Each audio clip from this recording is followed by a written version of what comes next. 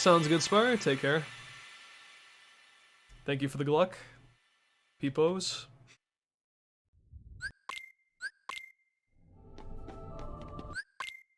I'm just dissatisfied today, because I feel like I've, what's it called?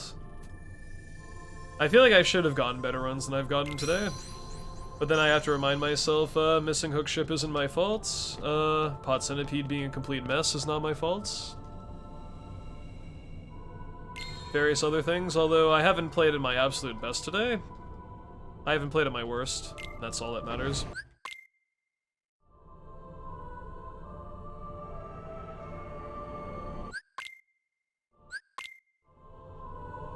I guess I'm starting to get to that point with running a category for a decent bit that I just really I'm like kind of aching for a PB already. I knew my 206 was going to be rough to beat. I didn't think it would actually be this difficult, to be 100% honest. I'm surprised I haven't PB'd since my 206 like a few weeks ago.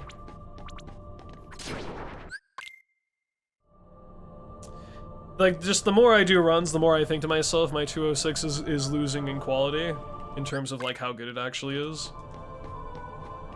Which I guess isn't a bad thing, but it's also not so bad that it can't be, that it doesn't put up a fight in terms of resisting PB. Whole point of the journey is to enjoy the category for what it's worth and put up with it through the good and the bad. But it's like simultaneously, I've been on similar paces to my 206 when the run doesn't even feel that great. And then other times I feel like the run is complete utter trash and I'm like only 30 seconds behind. So it's like I feel like my standards for things have gone up considerably. Which by a byproduct of that means I'm gonna improve my time pretty soon, but regardless of how good you get, you can't really do anything in worst case scenarios with RNG, and that's just how the name of the game is. 206 was nuts when I got it a few weeks ago. Now it just feels like a pretty solid run. Not necessarily like that great in my opinion now. I would say a mid to low 205 would be pretty nuts right now.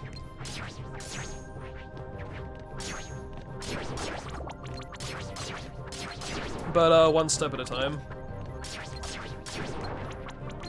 Oh my god, this is so trash.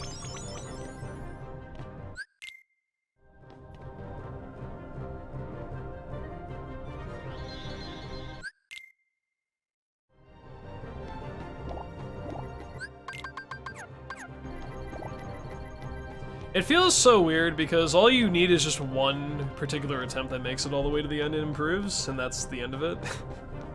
For some people, anyway. There's still more to do after I get my next PB, whatever time it is. But it's amazing just like how much one PB feels versus like a million runs that die in the process of getting there.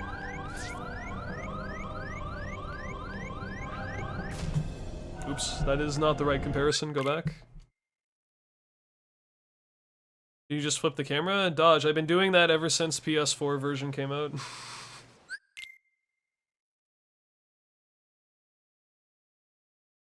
PS3 has inverted camera by default, and that's what I played on when I first speedrun KH1, so that's what I'm used to.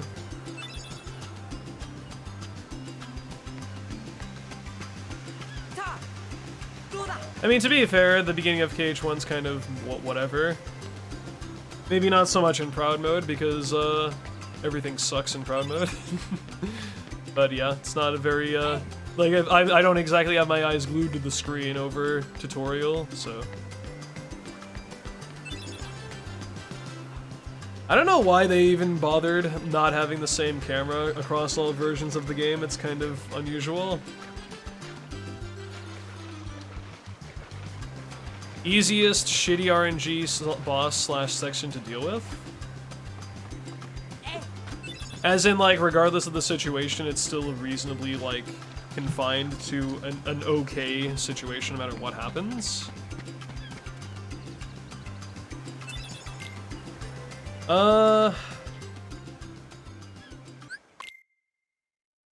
Do you mean in terms of, like, just general success rate of getting past it, or do you mean, like, going quickly? Because I feel like I would say Genie Jafar is, the one that comes to mind. Like, that fight's pretty easy, but you get a different pattern based on what Iago feels like doing, and just some patterns are better than others. Good night, dude, McGuy Face. I appreciate you being here. Have a good one, and thank you for the good luck.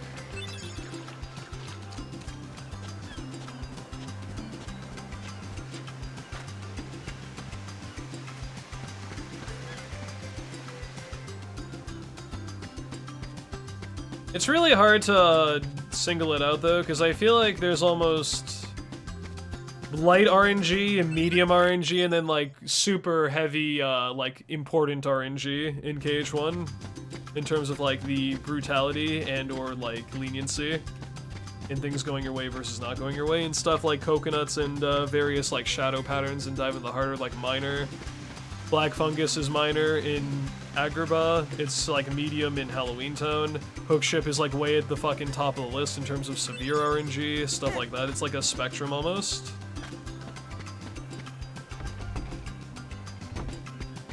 It's like, I don't think it's fair to compare Coconut RNG to Hook Ship because of the severity of it being good versus bad is like two completely different extremes, you know? Like, bad coconuts, yeah, you lose like 5 to 10 if you're very unlucky, but that's nothing come the second half of the game. Or almost nothing comes in the second half of the game.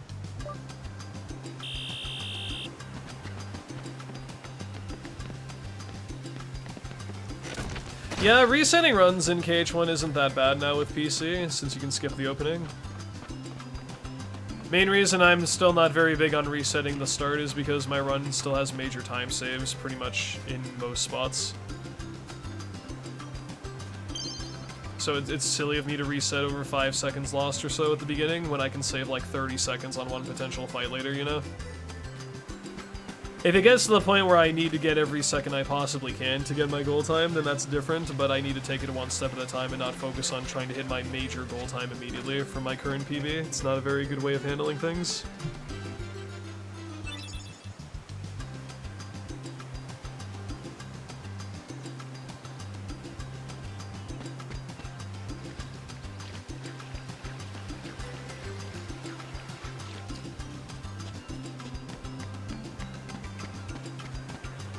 The way that I see it is PBs will happen when they happen, and it's up to you as a speedrunner to take advantage of when you have good runs with good RNG and just don't make any major mistakes to compensate. And then it's also up to you to make sure you have enough patience in order to withstand the brutal nature of the game not cooperating. And if neither of those two things really get to you that much, then a PB will happen sooner than you probably realize. A PB just feels so daunting when you start to let the desperation of no improvement, like as a full run, really start to get to you. And then it all seemingly seems to, it seemingly just kind of falls, or like, you know, falls together and you kind of forget about the drought of PBs when you get just one notable improvement beyond that. So it's really those stretches where you're kind of gunning for a PB, but it just won't happen for a considerable amount of time. You have to survive to thrive in the speedrun scene, and if you can master that or put up with that, then you won't have much issue.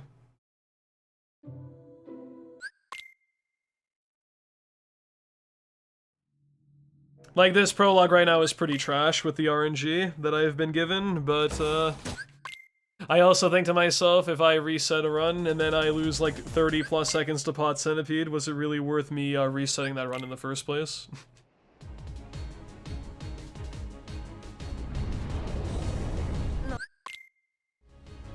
You can only get so good at a game before you just need stuff to be in your favor while also not making mistakes to just kind of progress, so... Only thing I can really do is, yeah, just wait it out, and when I PB, I'll PB. Simple as that.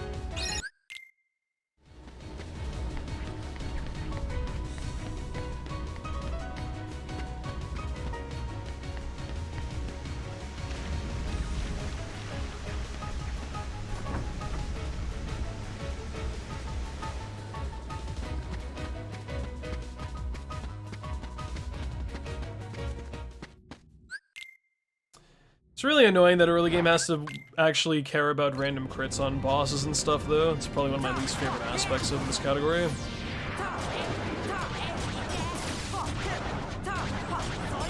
Like, critical hits I'm getting on my finishers right now will affect how good this split is right now, as well as pairing the orbs back. This fight could end in a couple combos. It might end with me having to do like a last few, like see right there. Sometimes I have to do like an extra 1.5 combos to end the fight because I don't get the ideal amount of crits during it, and that's a small RNG aspect that really annoys me about this category. In beginner mode in level 1, your damage is consistent with your output on everything. Standard and regular proud are not as fortunate with that, and random crits actually make a difference in the seconds in early game and stuff. They stop mattering about halfway through the run, I would say, as far as like a major thing, but I mean, they persist pretty much throughout the entire run, and they're nice when you can get them, but... Only time crits really matter in the later parts of the game that I can think of offhand is just like general normal enemy encounters like invisibles and artillery.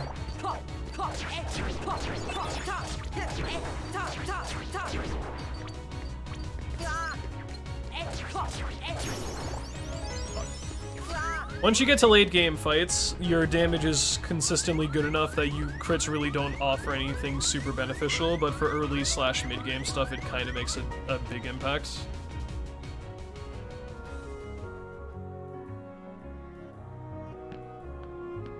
Dark Side 2, Guard Armor, Trickmaster, Clayton Fight, Pot Centipede, Tiger Head, Genie Jafar, Parasite Cages.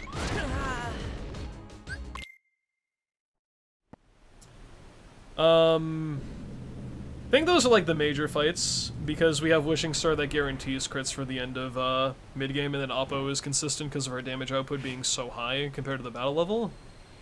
And Riku 1 is, maybe crits matter a tiny bit, but not so much. As long as you get the loop going, that's fine. Maleficent crits are actually not wanted, because crits break her out automatically of her combo, and that's bad, so we just kind of don't do finishers in that fight anyway.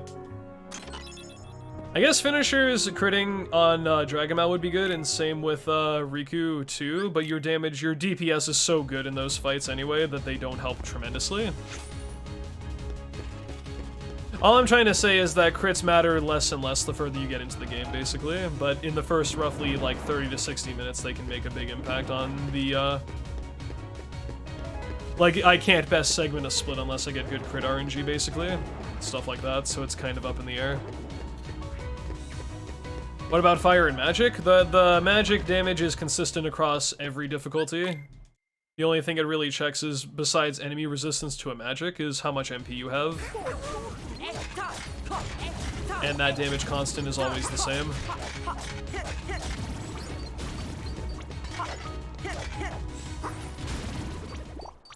At least when you're not factoring in EXP 0 type stuff, but that's a different case scenario. Like I'm talking about like non-scaled finisher base stuff.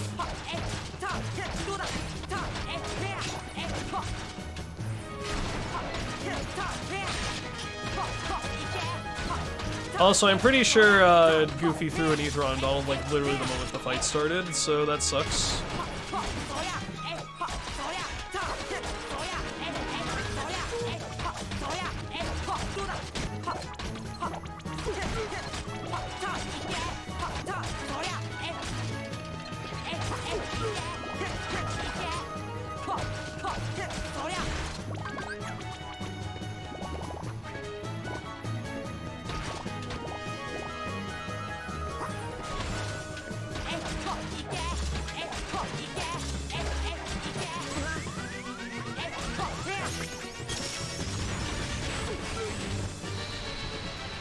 No, crits don't matter for damage storage at all.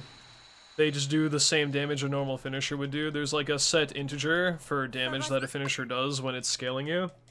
And that integer is applied to every magic and summon-based attack until you attack again physically. That your last attack is not being a finisher.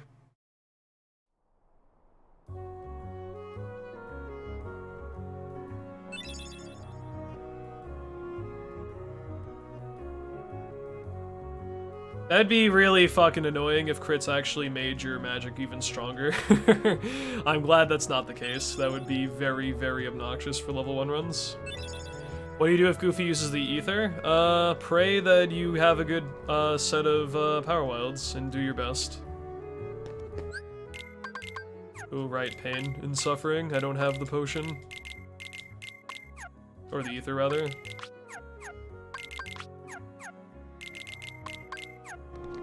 You know, isn't that wild, though? I was 11 seconds behind after Destiny Islands, and then after Traverse Town / Darkside, I'm green. That's why I say I don't think it's worthwhile to reset very much at the very beginning, because the whole start of Proud Mode's kind of a mess anyway.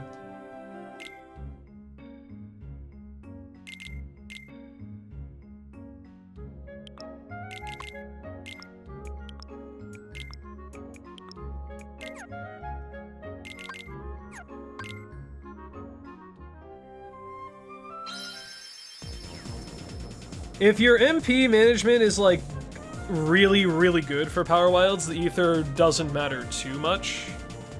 But that's also the case in point of, depending on the enemy patterns you get and usefulness of Party and Donald's usage of magic as well. Doesn't really make for a good time. If I don't have an ether, usually the last Power Wild room is really bad, but not always. Just depends how it goes down.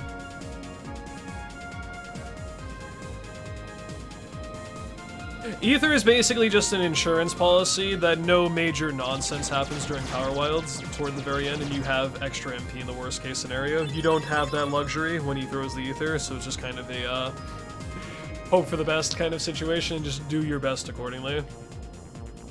If you know you're not going to have MP, be a little bit less, be more stingy about your magic casting toward the end of Power Wilds, that's about it. Yeah, it's mostly for the end of Power Wilds 4 or 5. Maybe when I get to Treehouse, I'll be more fixated on doing physical hits instead of magic, just to build up my MP for room 4 and 5 respectively.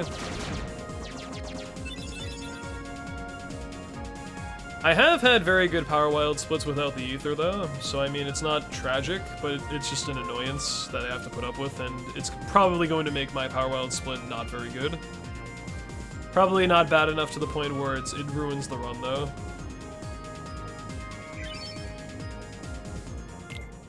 That would make sense, because the actual interior of Treehouse has the biggest, you know, surface area, or just general, you know, room size. Skip this cutscene because this cutscene is an unskippable cutscene that he cannot skip because it is unskippable. That being said, I'm not really too fond of Power Wilds 2, although if you get the initial set of 3, one of the sets of 3 off the bat with your Blizzard casting, it's not terrible. I despise it when the Power Wilds hide underneath that one little, like, ledge, because air comboing them is basically impossible, because you just clank on the thing above you. That's pretty bad.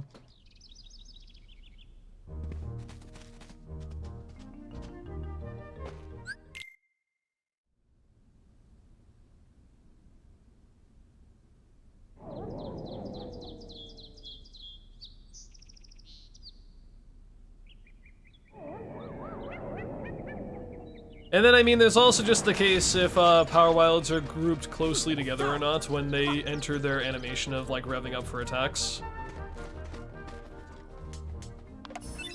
Because if, like, 4 or 5 of them are all, like, clumped together, obviously your blizzards are going to be way more effective than if only, like, 2 or 3 of them are grouped together. So, I mean, it's very RNG dependent on just the general enemy layout.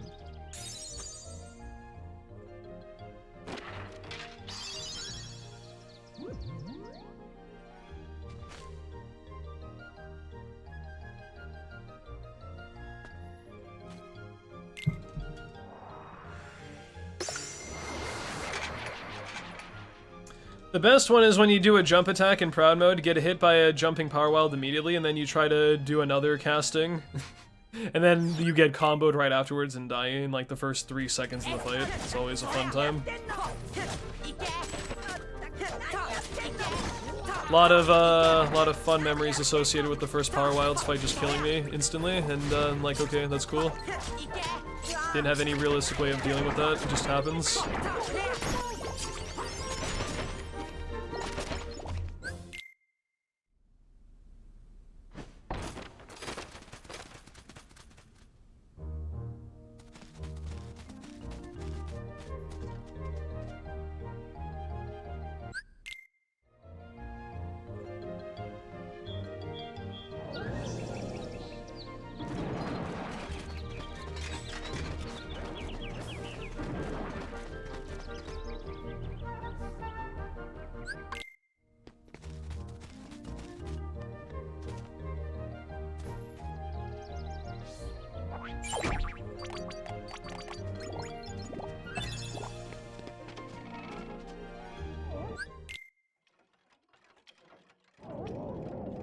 What a nice person, Liz Dexic. Proud of you.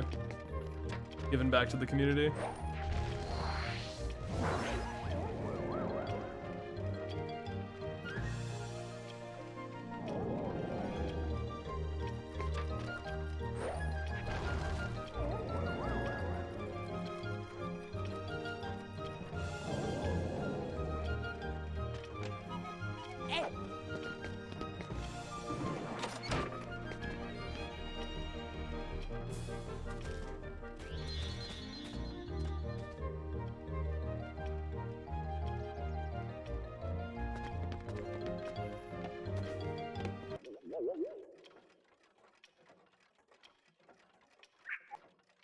And then there's this stupid fucking fight in Proud in standard mode. It's annoying. I've come to not dislike this fight as much as others in recent history, but this fight's still really annoying when it wants to be.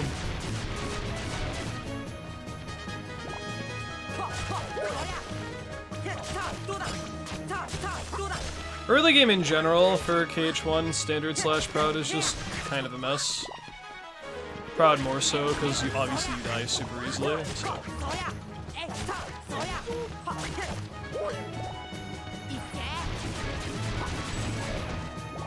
Too bad that last fire didn't hit. It's okay.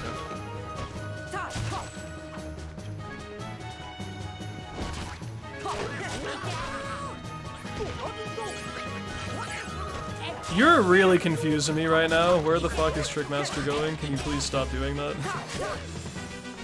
My like fucking head is spinning with all the directions he's taking. What is this? I mean, that ended up still being a pretty decent fight, but I could have saved more time if you just stopped going around the fucking table like that.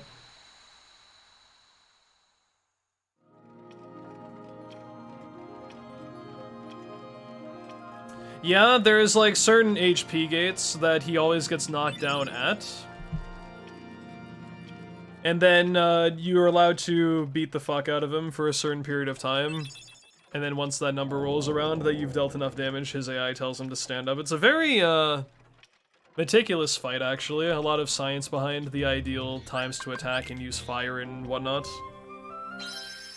Like that fire at the beginning I shoot guarantees that I don't need my finisher to crit for him to get knocked down the first time. It gives me that like slight boost of attack damage.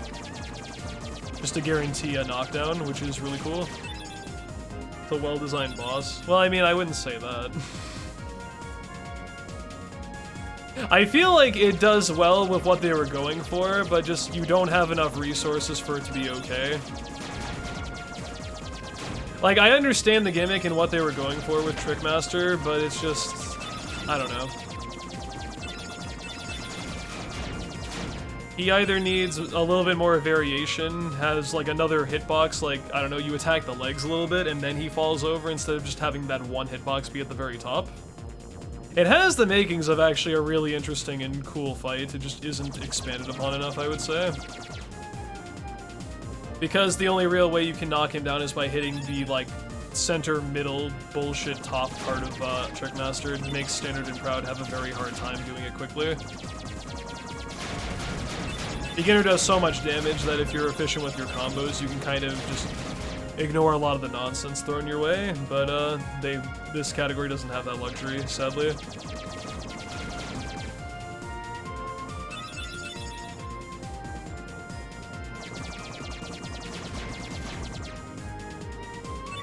It's like, I would say if you had high jump, it would be cool, but then I think that's kind of the gimmick.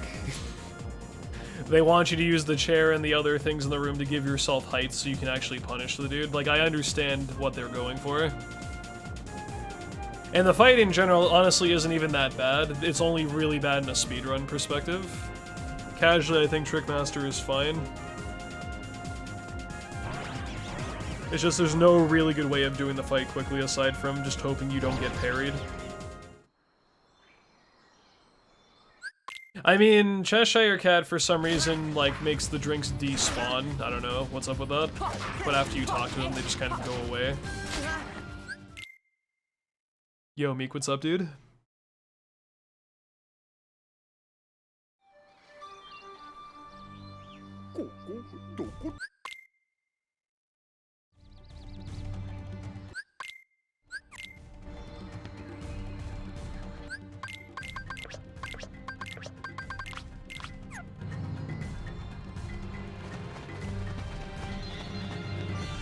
Fucking Cheshire Cat and his stupid permanent smile that he has on his face. Just got off work, time to relax? Sounds like a plan, man.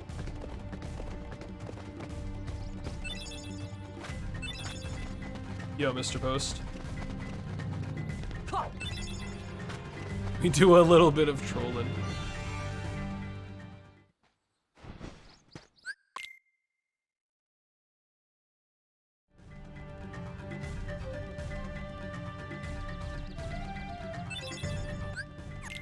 Yo, Rizel, what's up, dude? Good morning to you. Coffee.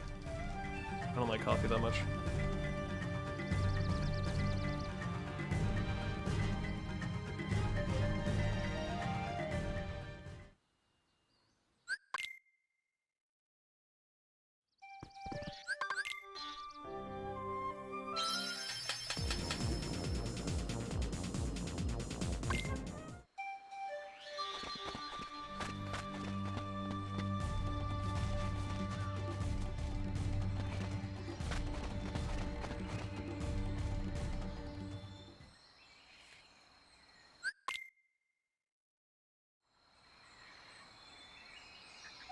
Happy New Year to you as well, Mr. Post. Thank you, thank you. Somehow I missed that message, but not the one below it, because I'm bad.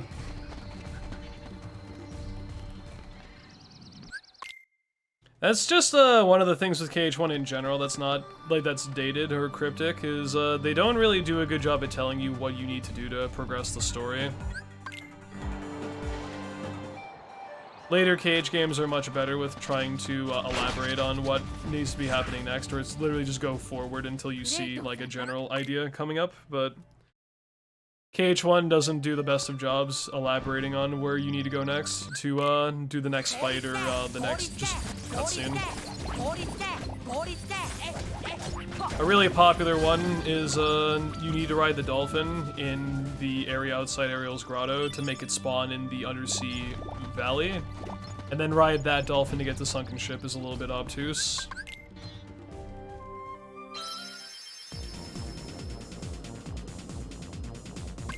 Like, I'm not exactly sure why they went with that specific decision for level progression, but it's weird. I love the exploration in KH1, but I'm not going to defend that it doesn't do a good job telling you where to go next. When I first played this game, I just kind of ran around the world and waited until something happened. I wasn't really sure what I was doing, just kind of running around and seeing what the world was like.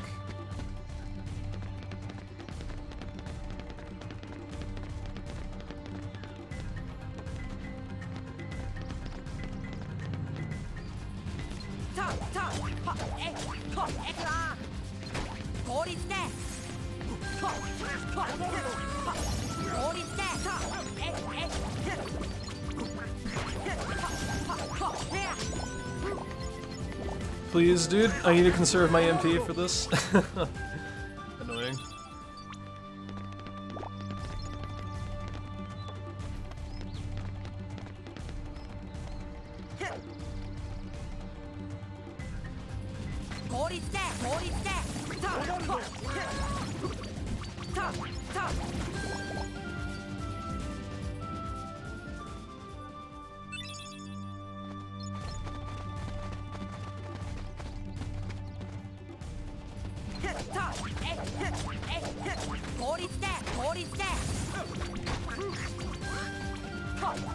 They didn't get rid of that power weld on their own. You know, I didn't have an ether for this world, or for this segment, and it was actually pretty good because of how things worked out. That's what I mean when I say ether is just an insurance policy. If things work out okay, it's not that big of a deal. It's this fight I'm worried about right here, though. This is bullshit.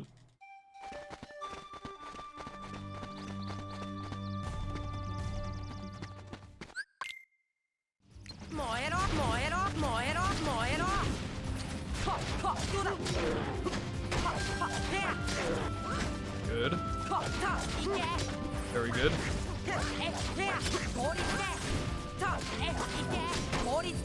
Okay, thank you. Not a bullshit fight for once.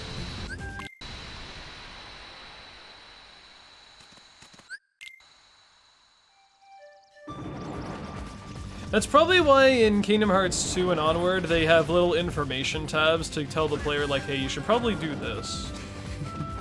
In a specific fight that might be gimmicky. Because in KH1, Triton just says, hey, use magic on her throne, bruh. If you happen to do stuff for a while and forget I gave you this one tidbit of knowledge, you won't know what the fuck to do with Ursula 1, but good luck anyway.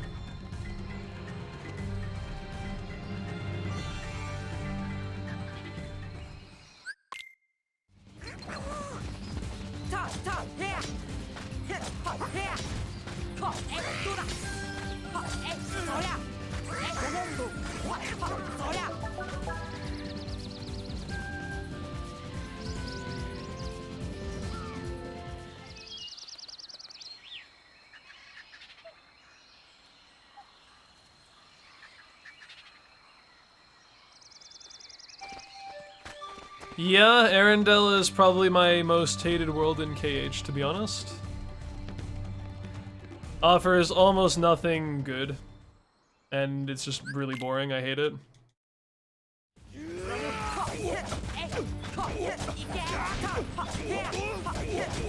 one of your favorite worlds? It's okay, you're allowed to have bad takes.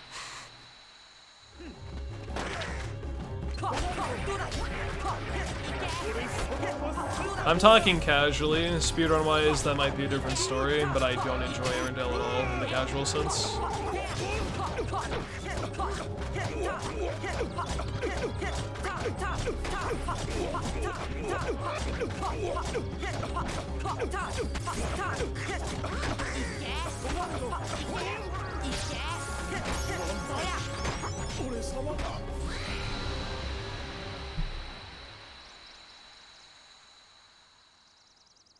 Because if we're talking speedrun-wise, Arendelle is actually pretty cool. I will admit, but I'm talking purely from a casual standpoint, and I do not like that world whatsoever.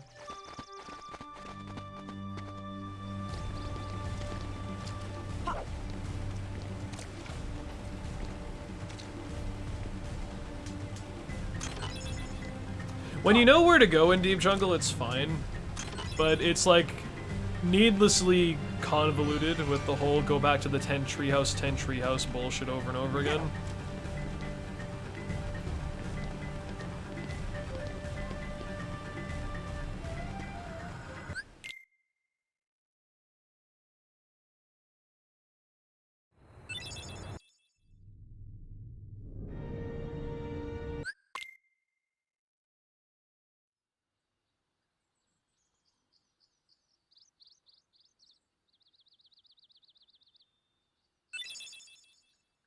This early game is okay. Not great, but okay. Maybe a little bit less so because I missed a jump in Waterfall Cavern, but it's fine.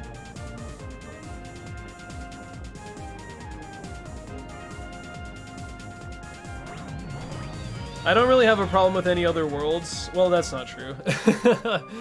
I wish they gave us, like, the actual Twilight Town instead of just, like, 1 or 2 areas. And I wish 100 Acre Wood wasn't the same minigame 3 times, and that's it. But most other worlds in 3 are fine.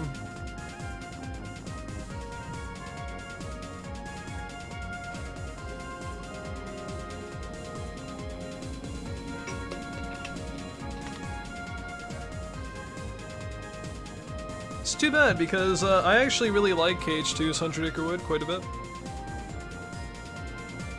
And I fucking despise KH1's, and yeah, just unfortunate that it just feels like they added 100 Acre Wood as like a last-ditch effort to pay homage to the original game to some extent, but silly.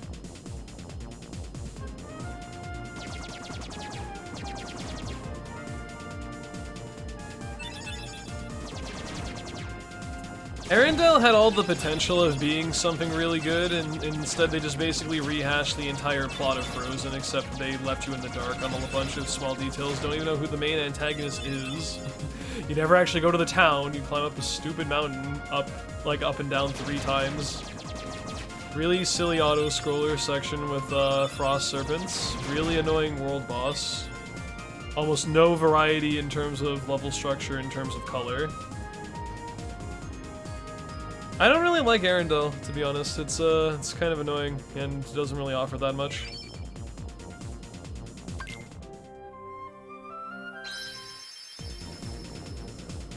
What's nice? The movement tech in the speedrun. That's about it. And maybe potentially some of the fights with specific strats, but aside from cool movement tech in the later parts of the world, and I guess maybe even the early parts are good too. Not really a whole lot going for it in terms of redeeming qualities. Casually, I think that world is kind of a mess. I don't know if I'm such a big fan of the Monsters Inc. world, Monstropolis, but I like that world much better than I enjoyed Arendelle.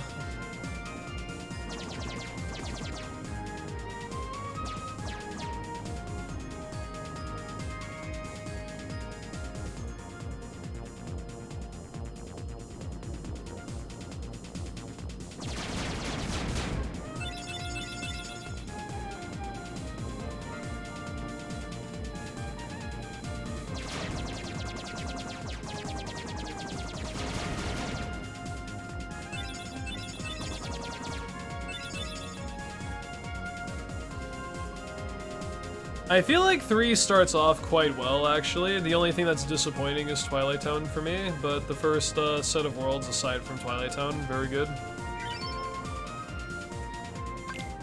I would arguably say I think 3 starts off the strongest out of all the games in the series. Like, I think Olympus is fantastic. I just wish it had cups. That was about it.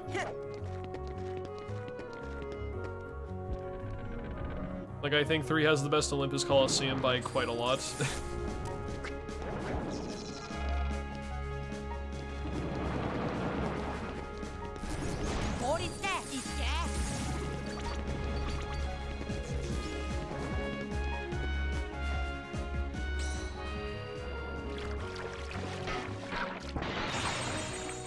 Caribbean, I was never the biggest fan of for its story purposes, but I love the post-world exploration. That was one of my favorite aspects of the game.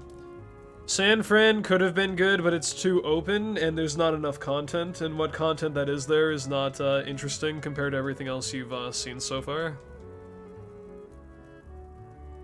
Like, San Fran feels like half a world, and they didn't really utilize it to its fullest extent, and that's a little bit disappointing. Also, the bosses in that world are not that great. Dark Cubes and the Tyrannosaurus Rex bullshit thing are fine, but Dark Baymax is one of the worst fights in the game. Just very, annoying, not very fun.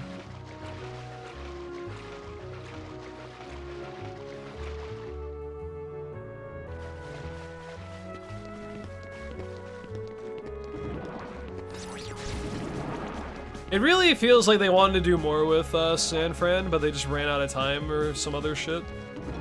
Because it is way shorter than like every other world in KH3 by quite a bit, aside from Twilight Town, because there's nothing there. Haha. But you know what I mean. As like an actual standalone Disney World, compared to the other ones, it feels like literally it's half complete.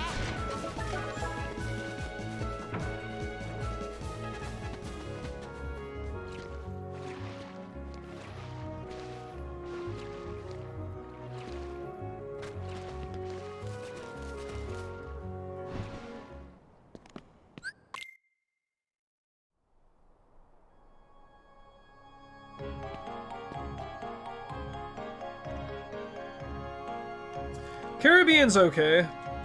Some people really don't like the boat fighting mechanic. I actually think it's pretty interesting. Fuck Raging Vulture though. That fight's terrible. But aside from that, Caribbean's fine.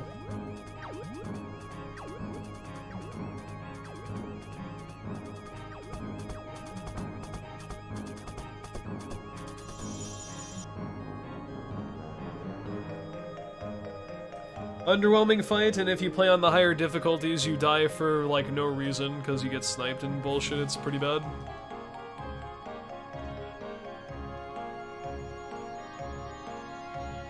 Level 1 crit, Raging Vulture is an experience.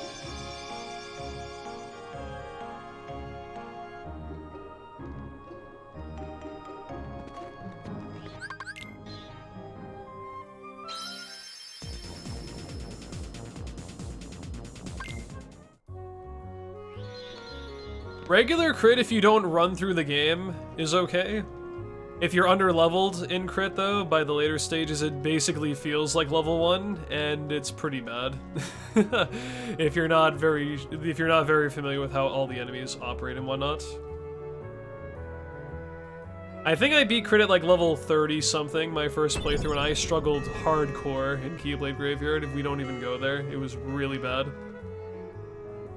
I may as well have been playing level 1, aside from like my fucking second chance and withstand combo abilities.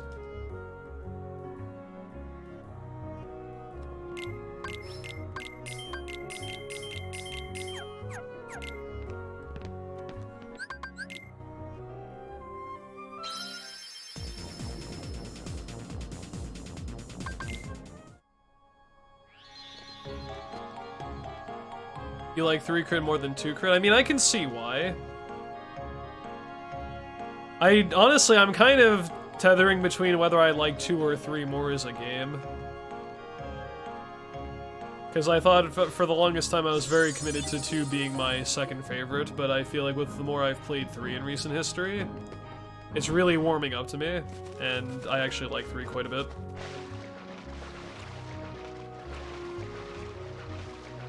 I feel like 2 is a better critical mode experience than 3, just in terms of overall balance and whatnot, but I don't think 3 crit is bad. Level 1 crit in 3? No comment.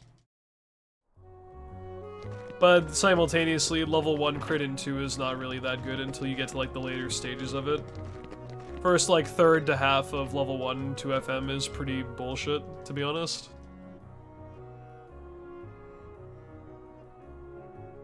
Like, it's definitely feasible and manageable and whatnot, but I just don't think it's very fun because of limited resource and very little damage in accordance to everything.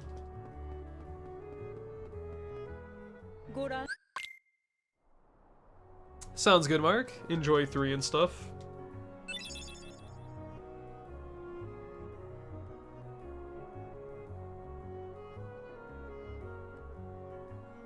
Yeah, I'm on the fence. I like 2 and 3 pretty equally at this point, or very close to equally. Like, 1 will always be my favorite, but I don't know.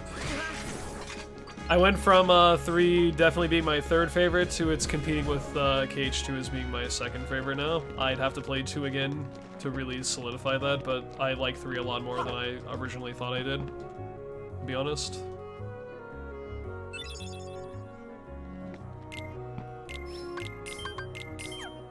Two is still very good though, even if I don't like it as much as 1 and 3 potentially. But even then I don't know yet.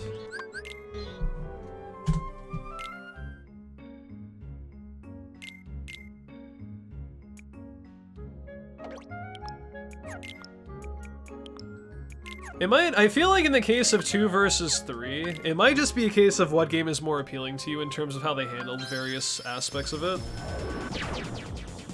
I think 2 is better objectively in terms of gameplay and balance and whatnot, but I also feel like it's lacking in a lot of areas 3 like exceeds it in. But gameplay, I feel like it has more going for it than 3, just in terms of general cohesion.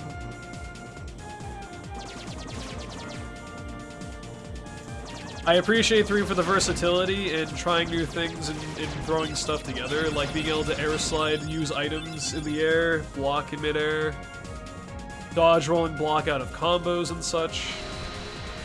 Like, a lot of quality of life stuff makes 3 very enjoyable to play once you figure it out and understand how the enemies operate. The biggest problem with 3 in my mind, combat-wise, is just why so many mob fights? And just why, you know, on top of mob fights, why even include them alongside, like, actual standalone boss fights on their own? Like, is the boss not enough for what it is? I've never been a big fan of there's a, like, big bad boss enemy, and then they have, like, lackeys to accompany them. Like, I've never been a fan of that in any fucking video game that I've played. And I feel like that happens so often in 3, and it's kind of annoying. Like, the actual individual bosses that don't have anything going for them aside from, like, you have to understand their patterns and just kind of dodge and block and learn how the game works to succeed. Like, that's all fair and that's fun, but I almost feel like it hinges on artificial difficulty when you just throw a bunch of shit in to an already, like, relatively challenging part of the game.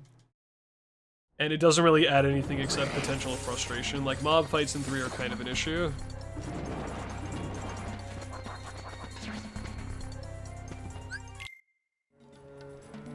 I feel like 1 and 2 do a better job, though, than 3 does at giving you, what's it called? Not necessarily resources. I mean, I guess technically 1 is probably worse than the other games in this regard, to some degree.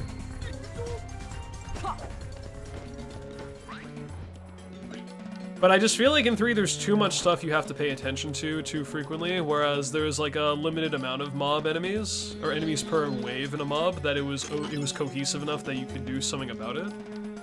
But 3 could have upwards of like fucking like 20 plus enemies trying to go after you at times, and that's way too much if they can kill you in like 1 or 2 hits.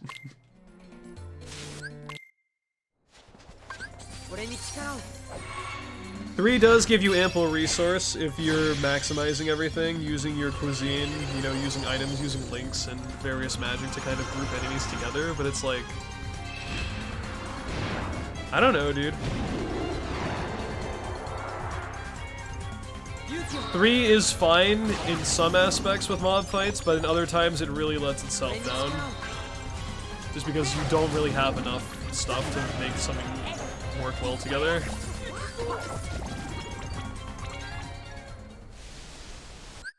I feel like after you get out of the early stages of 3, that becomes less and less of an issue, but like particularly Twilight Town on crit is kind of a nightmare. On the back of the mob fight, and then also the wave, like the darkness horde thing, whatever that follows. Don't really like that.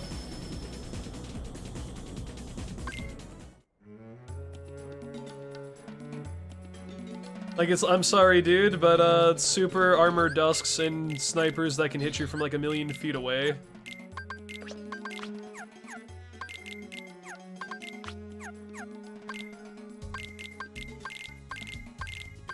And your only real resources is like a counter shield that you have to build up into anyway for like a potential omnidirectional guard, and also Meow Wow that you can only really use when you have full MP.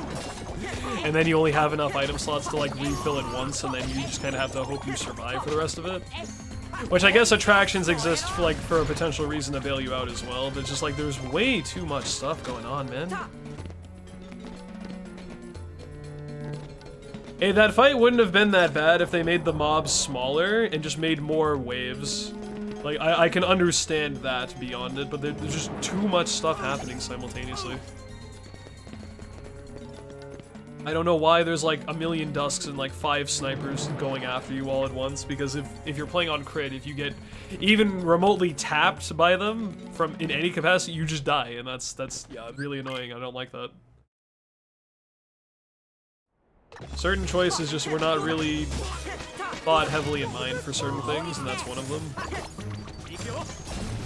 They need to tone down how they organize mob fights, and it'll be okay for later games in the series, but mob fights are inconsistently either fine, annoying, or they're just like literally unfair given the circumstance, and it's just really not very fun.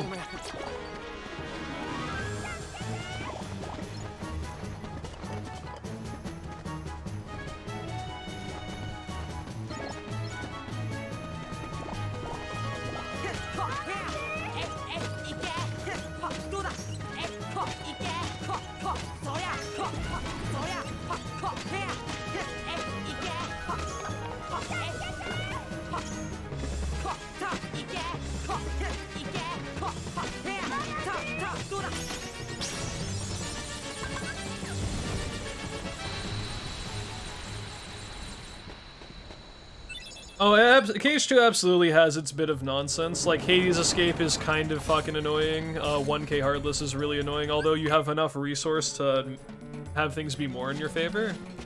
Although level 1 crit 1K is still kind of balls. There's enough with tech and stuff going on that they've made that fight okay in the speedrun sensibility, which also translates to the casual sensibility, but level 1 1K in KH2 is pretty bad.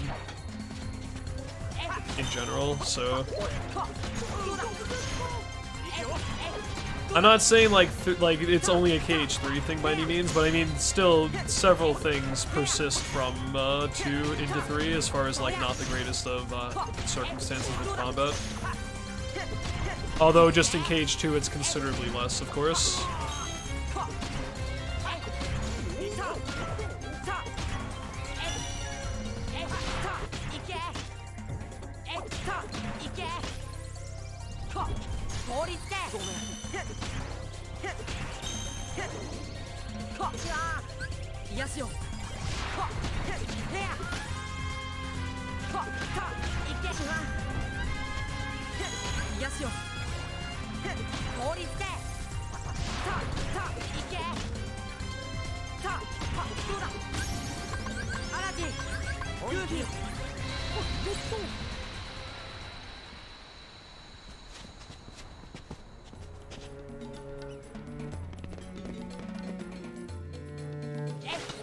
Yeah, it's really interesting, actually, how 2 and 3 have similar prospects where the early stages... It's almost like the early stages of, like, every game on the highest difficulty is kind of fucking annoying and bullshit. I wonder why that is. I guess you can make the point for KH2 that if you're doing regular crit, it's not that bad, but level 1 crit in KH2 early game is kinda yikes, to be honest.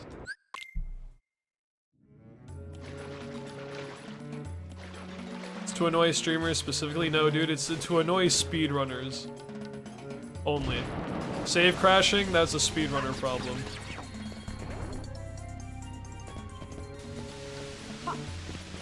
Which is hilarious, because most speedruns never even save the fucking game. But, you know how arguments are on Twitter and stuff, so...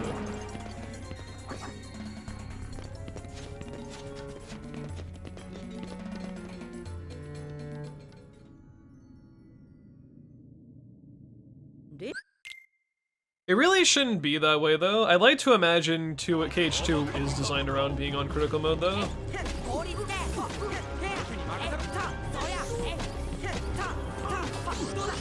Other games you could probably make a case for, but I feel like 2 is like pretty fair with its critical mode.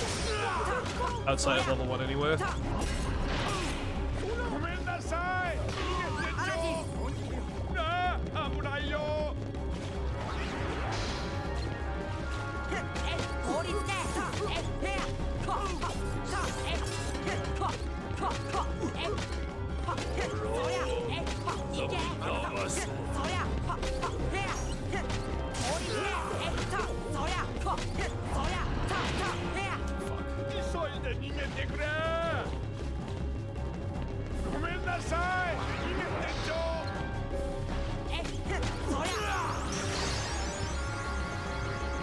What are we talking about? How bullshit early game is on higher difficulties of KH games in general.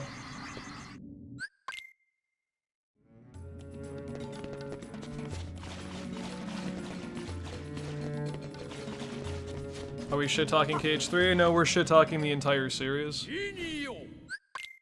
Gotta be fair.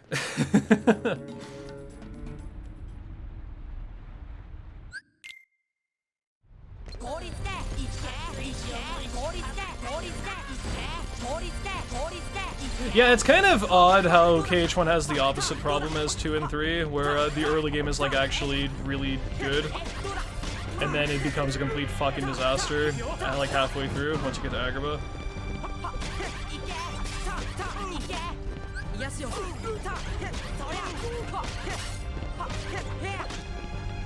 But KH2 and 3's early game for level 1 crit is pretty bad, IMO. Later on it becomes fine, but in the early stages those games are not very fun to play on level 1.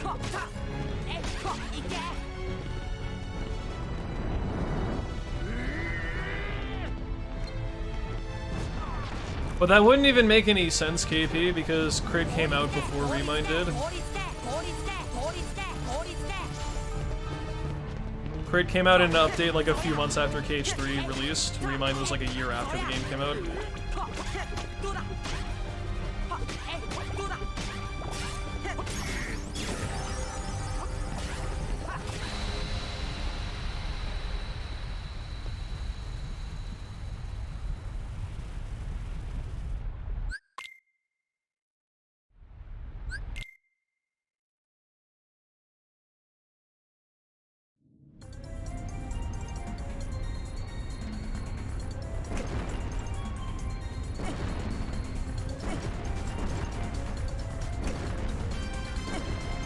Yeah, the first Ring of Worlds and also fucking Bailey in level 1 2FM. Oh my god. I cannot stand that shit. This is someone who's ran regular crit and has done level 1 crit speedruns and has also played 2FM a decent bit. Like, I fucking despise early game in that shit. I think the run starts to get better once you get past Timeless for 2FM level 1, but up until that point, I don't think that run is very good at all, unfortunately. At least in Caribbean, there's like a unique level 1 Barbossa strat. But run up through Timeless River at level 1 KH2, kinda not great.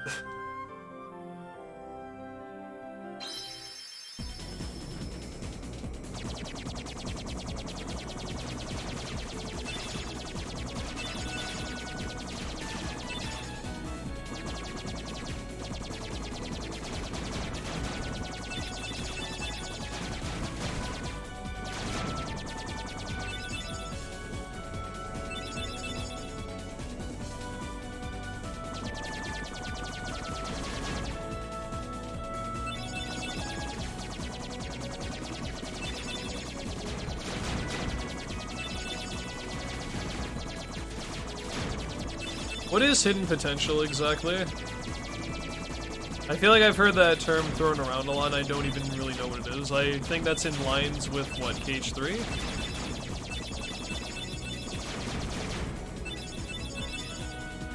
Because I've heard that thrown around, but I've never actually understood exactly what people mean by that.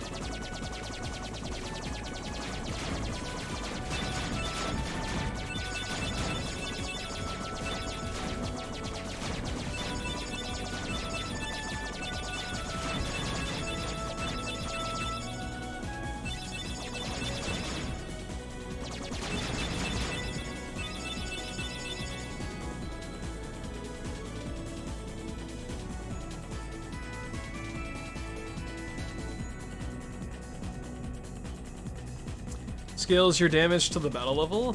Huh. Oh, wait, is it for form changes specifically, or just, general stuff?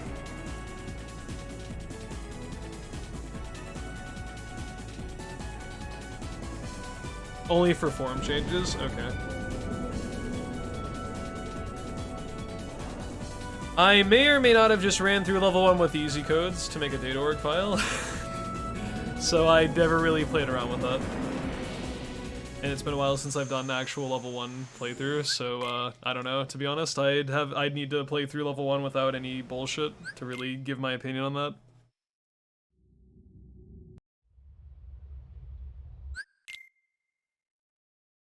When it actually comes down to doing level 1 crit for KH3, which will happen eventually, I will actually make saves and whatnot for the thing. But as the only thing I really cared about running 3 in the near future was data.org, I just did level 1 easy codes, crit, just to get through to the end so I can build the file faster.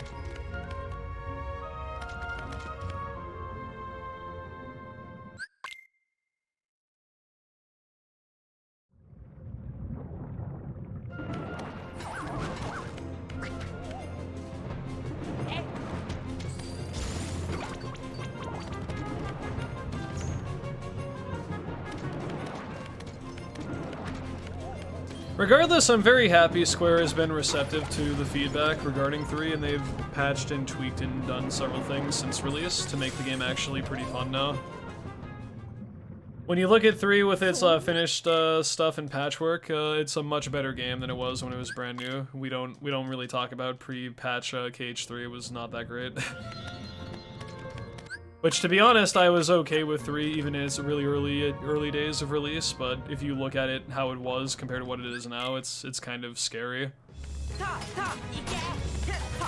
Just general quality of life stuff and whatnot that they've done with patchwork has made the game considerably better.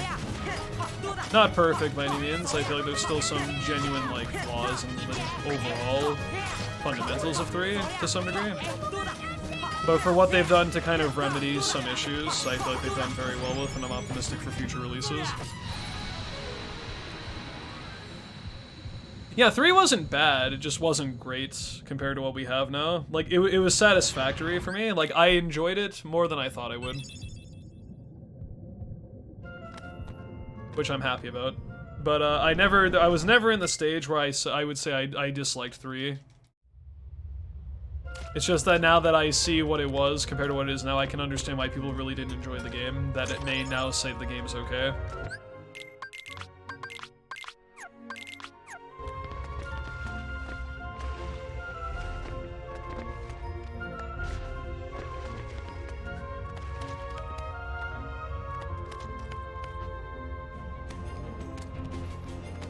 That's one of the biggest critiques 3 got, is that the game in general just felt way too easy. The only fight I had a really hard time with was Final Xehanort in the main story on Prod. And that was mostly because I never used Rage Form, and there's a forced Rage Form segment in the fight if you don't DM skip. And I had no fucking clue what I was doing to get my normal form back. And then Square was like, oh, people think 3's too easy, let's make Data Work, and then let's make the hardest super boss in the fucking universe for Kingdom Hearts, and then they're like, yeah!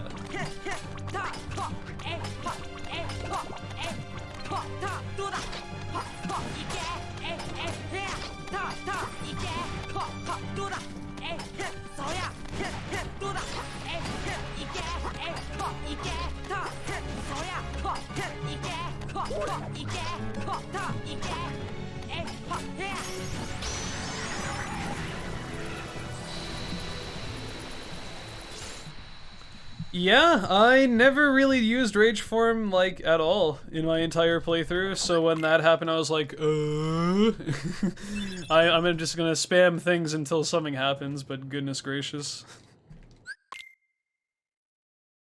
Master Xehanort hurt me pretty badly with that.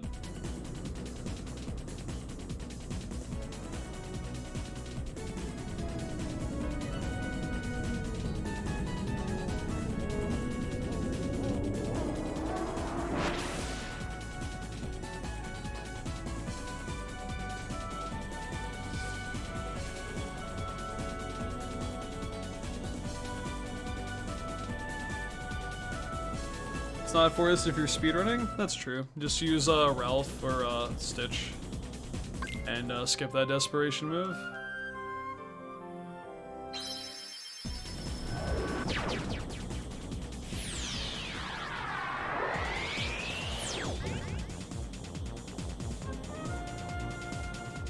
Three was more like a learning process for Square in terms of just generally seeking out what people were really looking for. I mean, I feel like they did pretty well with a few things. They didn't do so hot in other ways. They were able to subdue a lot of issues that were prevalent in the initial release. Not all of them, because certain things just couldn't really be, you know, fixed beyond patchwork to some degree. But I'd like to imagine that limit cut slash secret episode is a way for them to tell us that they do have their head on straight and they're understanding what people are asking for, and I appreciate them being receptive. Makes me feel like when they make their next mainline series game, they're gonna understand things that went well, things that didn't go over so well, encompass it all together, and I am actually quite optimistic for future KH releases, especially with the direction the series is heading right now. I'm very intrigued.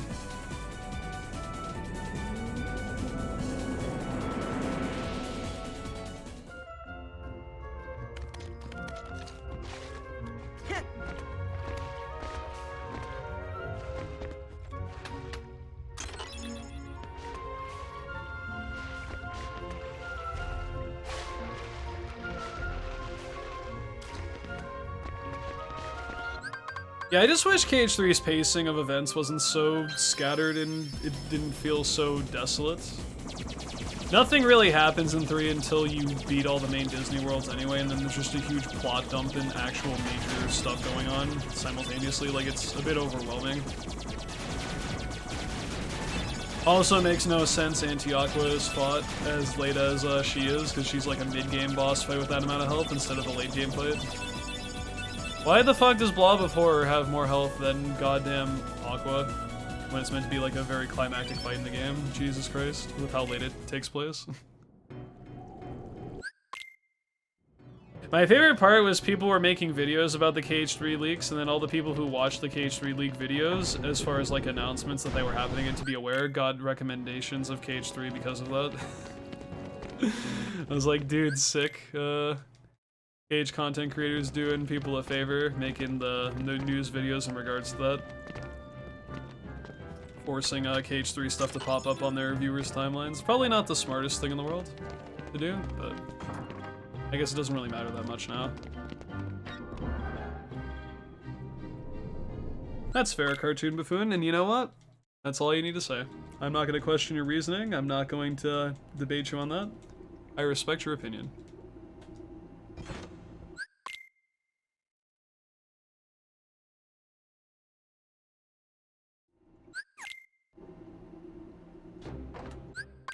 I know if people on like reality TV shows break their non-disclosure agreements, they have to refilm the whole season, and the person who leaks information gets sued, but for a lot of money.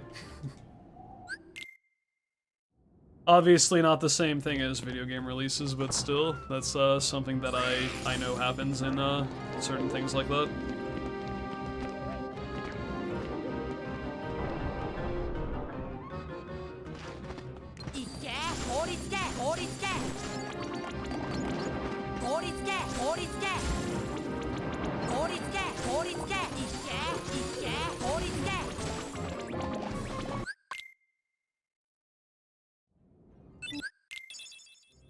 Like, I think that happened for American Idol once or something. Not that I ever really watched it, but I just remembered hearing a news story about that.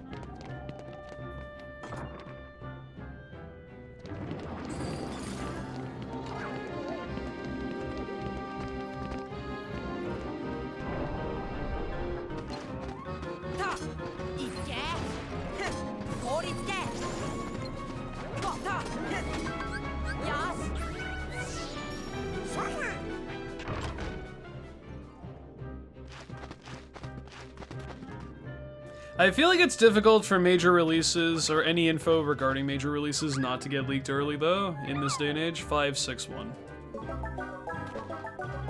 Like, if it's a game that garners a tremendous amount of attention, there's always going to be some people that try to get info early and leak shit. It's kind of annoying. Whether it's like E3 rumors or just like general stuff before the game is officially released and whatnot, it's bad. There's a gigantic debacle about that, like prior to Last of Us 2 coming out. But we're not gonna go down that path. But just as a thing in recent history, I remembered so many people getting angry about that.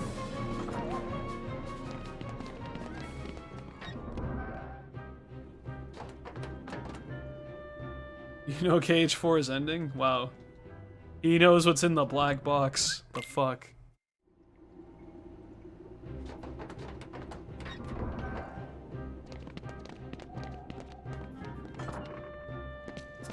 I do remember someone who was selling stolen copies of KH3, which, I mean, if they're stolen in the first place, yeah,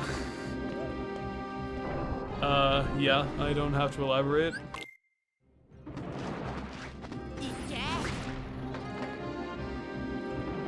It's really unfortunate this day and age. The only real way you can avoid stuff, like on new game releases, is just not fucking be on the internet for an extended period of time, which is obnoxious.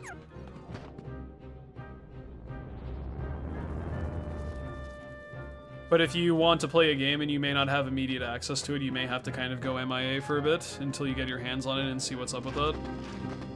Just how things are now.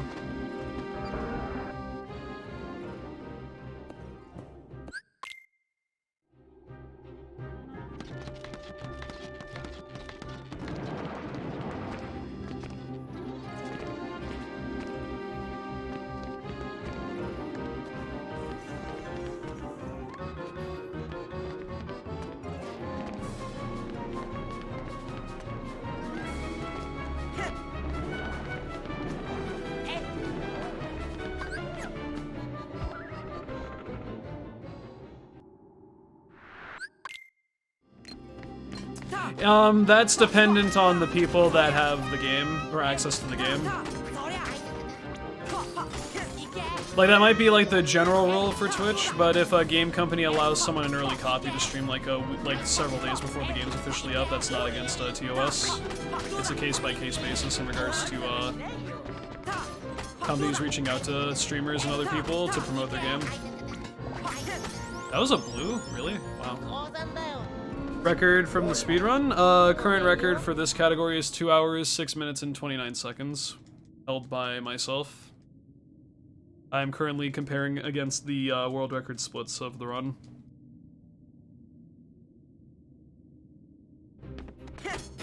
I didn't get spoiled on anything. Actually, if I did, it was super minor that I forgot about, but there were no major KH3 spoilers said in my chat prior to the release, and I didn't really get spoiled on anything that actually happened. Which was cool, because Keyblade Graveyard had a lot of shit happen. Basically, if you watch the final battle trailer, it like ruined a good part of the endgame, which was really silly. I'm glad I didn't watch that.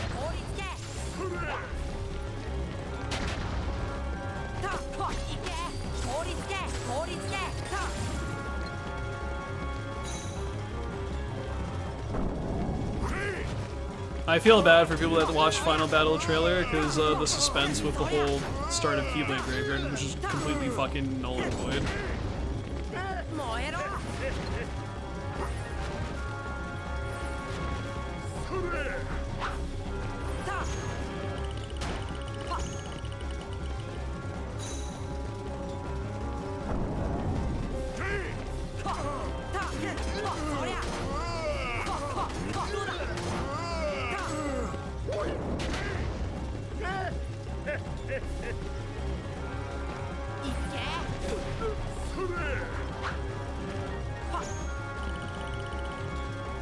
Wow, this fight was really good.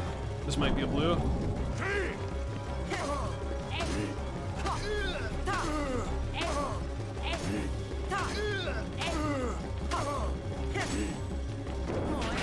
Not quite, because my damage was slightly under, but very good fight.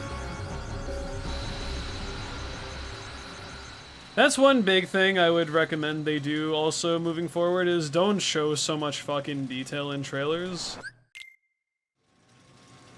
It's okay to give like a very brief glimpse, like I think what they did for the Disney Worlds was fine, but do not fucking show the final like area of the game in as extensive detail as they did. That was kind of ridiculous. Even though there were still several gaps you need to fill in from playing the game specifically, a lot of stuff was kind of revealed already, which was not what people asked for. So, I don't know why they did that.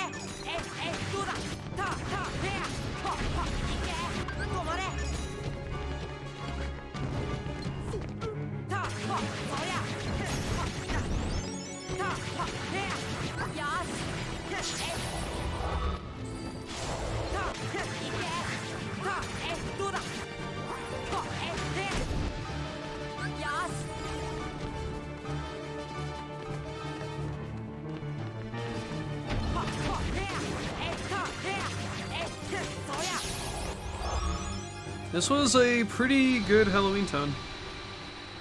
Yo, Obivis, thank you so much for the 7 months, my dude. Evening to you as well, good sir. Welcome back to the Mist Continent, and enjoy the emotes you can use on Twitch for the next 30 days still. I hope we're doing well. You know, I wasn't really feeling this run so hot after Agrabah, but these last 2 worlds were very good, and have brought my run back considerably, so... keep going.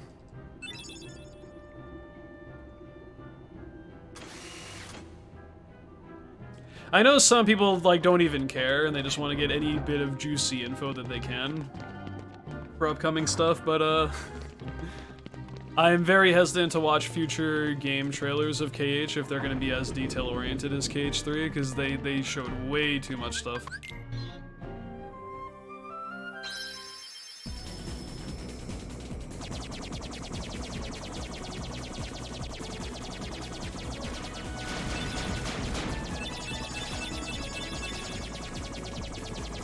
And then they like showed that there was like fucking Scala at the very end of that trailer too. Like, why even bother with that? What the fuck? I was like genuinely in like fucking disbelief. I was in like another fucking area after the events of The Last World. I was like, what is going on? And why even show that in that one trailer?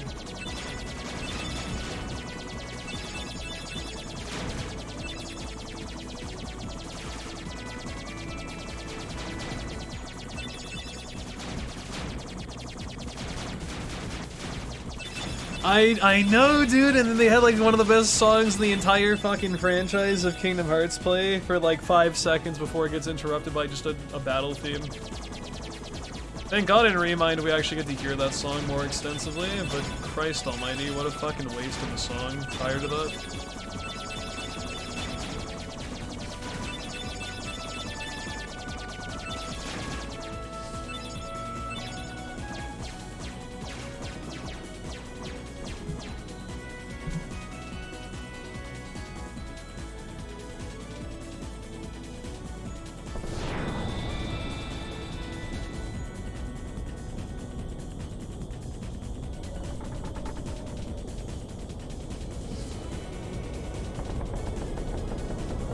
Yo, Ducksman, thank you so much, I appreciate that. Hope you're doing well. They did overcompensate, but I'm happy they at least started to rein stuff in a little bit more with the DLC.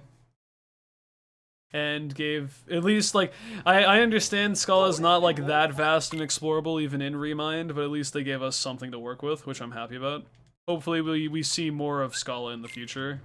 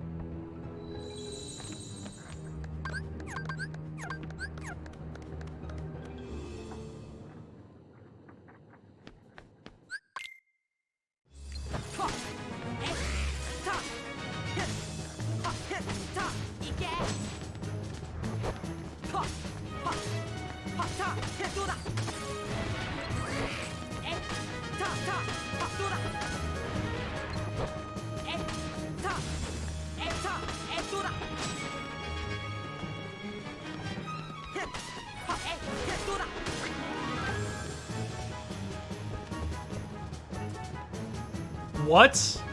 Hello? Okay, what the fuck? I was like, is my game like soft locked? What is this bullshit? What the fuck was that? Andy, sorry, you good, fam? What the fuck are you doing?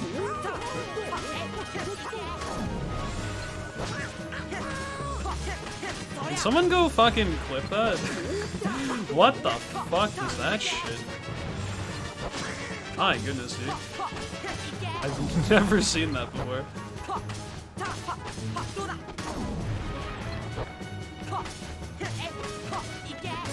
What the fuck?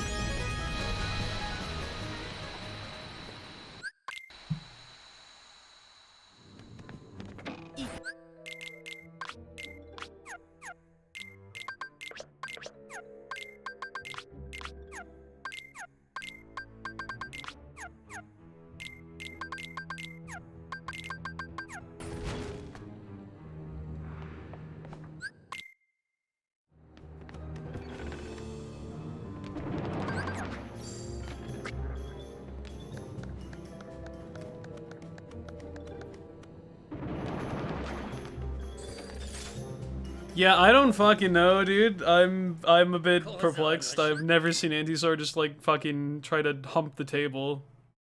That was I didn't need to see that. I didn't want to see that.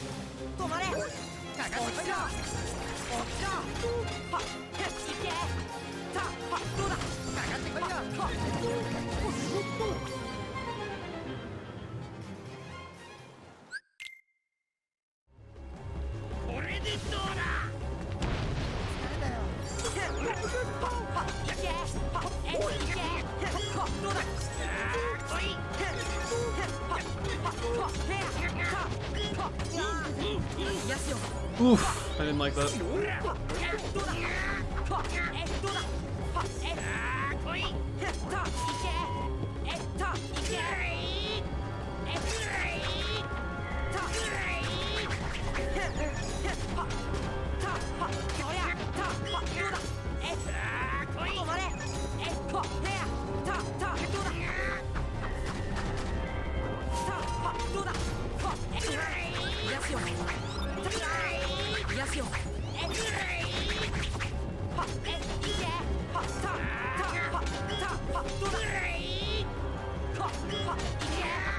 No, fucker.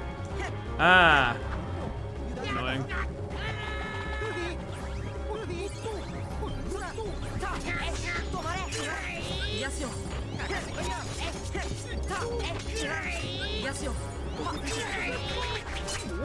This fight could have been good, instead it wasn't.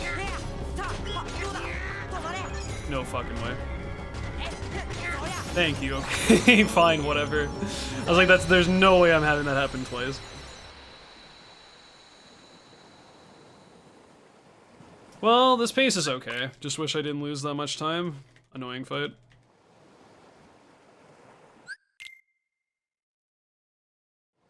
What a weird Neverland this was. Jesus. Anti-Sora, like, became one with the table, and then Hook, like, went for a fucking dip, like, 3 times. Like, what in the world? I don't even understand what video game I'm playing anymore. To be fair, did I ever in the first place?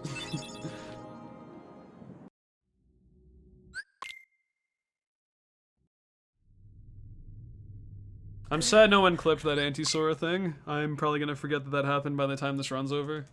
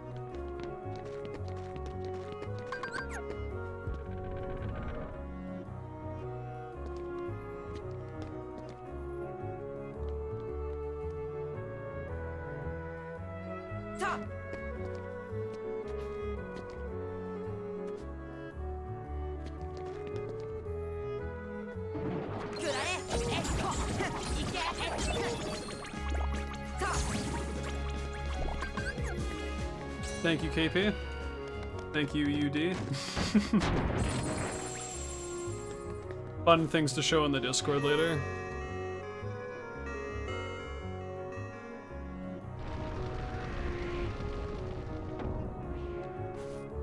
It won't let you publish it? That's weird. Twitch being weirdo. Not surprised, I guess.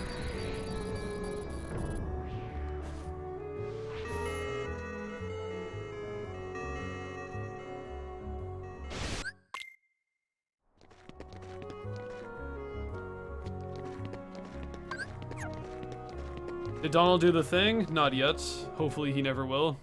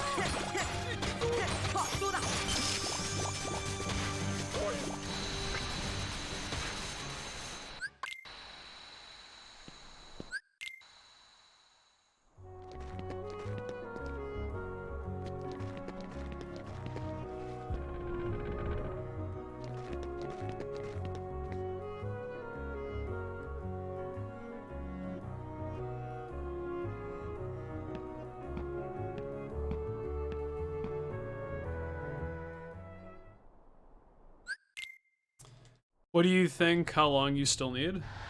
As far as, what exactly? I'm not exactly sure what you're referring to.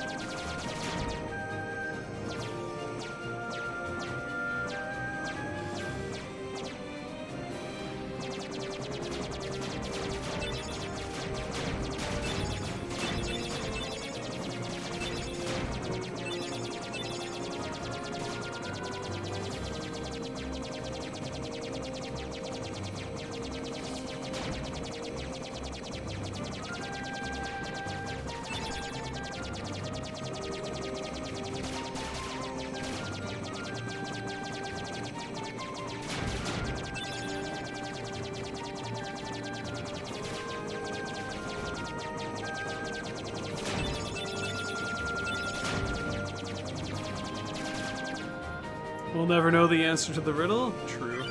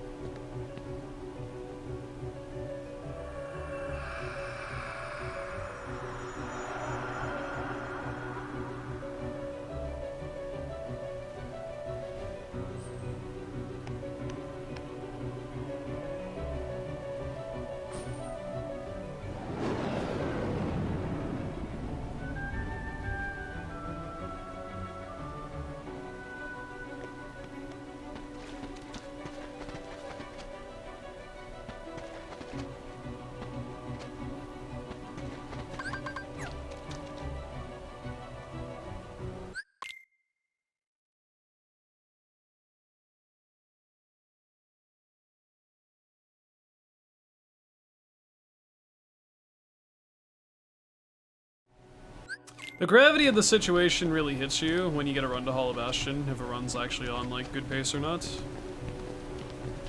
I can't remember the last time I've been green entering this world, to be honest. It's kind of a weird feeling.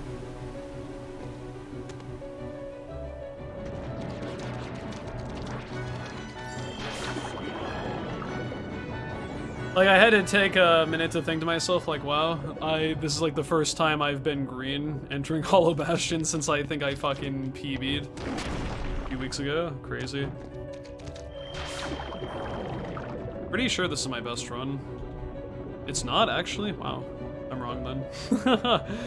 Oops. I lied. I've been green before, but not very frequently.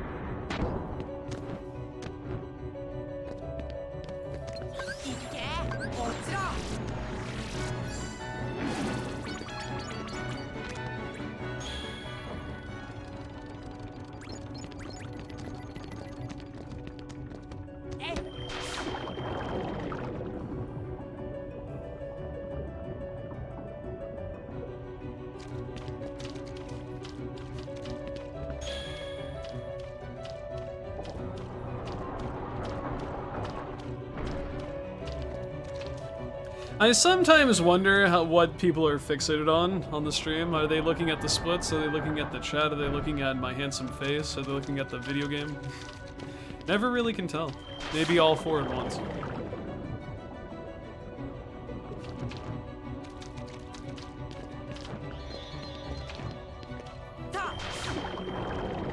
You're looking at the chair? Well, let me help you out with that.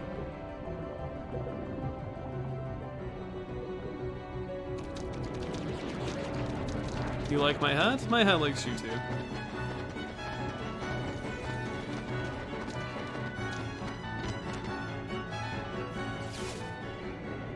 Is the beard for you? Nice. Might shave this thing soon. It's kind of getting a little bit annoying to deal with.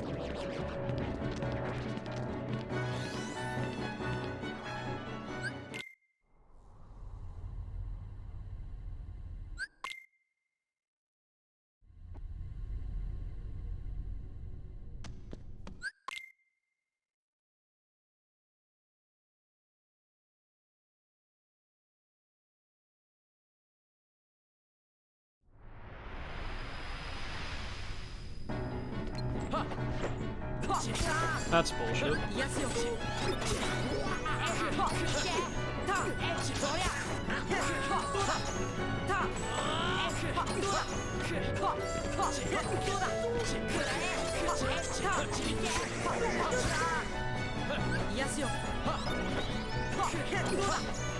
That fight.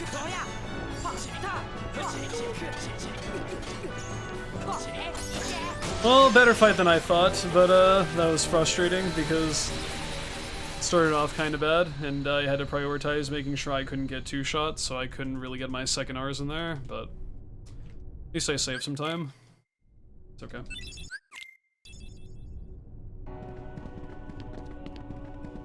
Goofy did well with his tornadoes in that fight. It's just unfortunate that Riku was kind of being a weenie.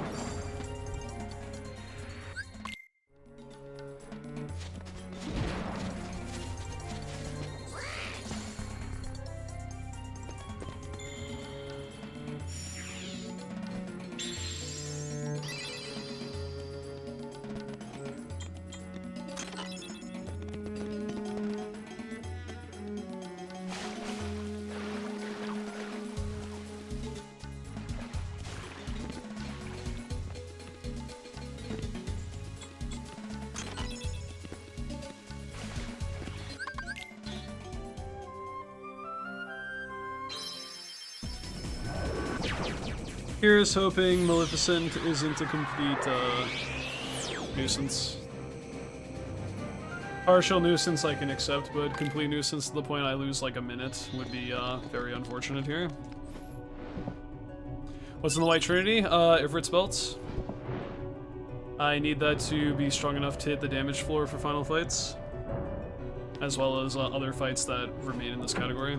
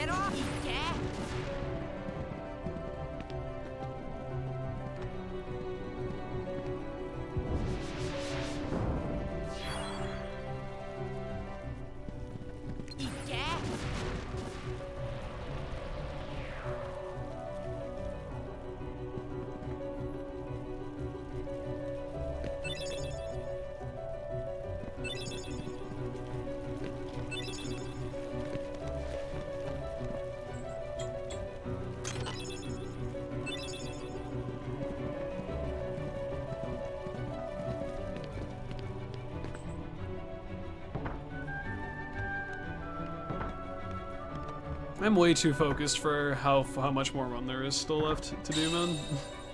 It'd be different if I was like running through End of the World right now, but I still have like a good 20 minutes before I even get there, so just need to relax a bit.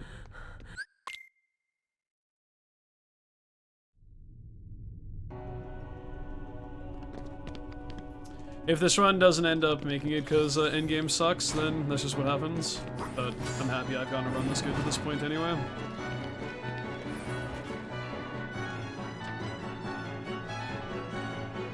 I feel like if I get too focused, I'm just gonna psych myself out, so I just need to kind of relax a bit.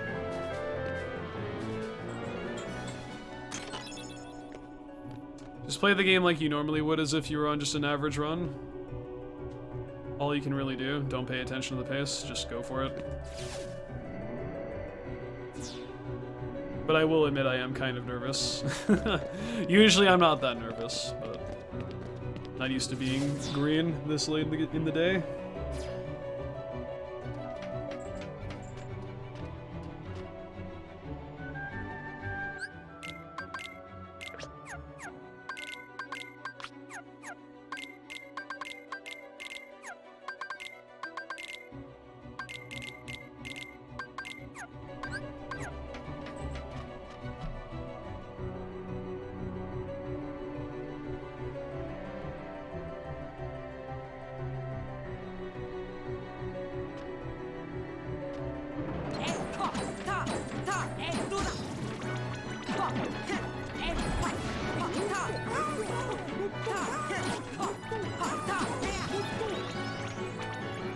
Donald's pouring all that MP onto Goofy, dude. My goodness. Goofy got beat up pretty bad. Remember to talk to Sid? Thank you.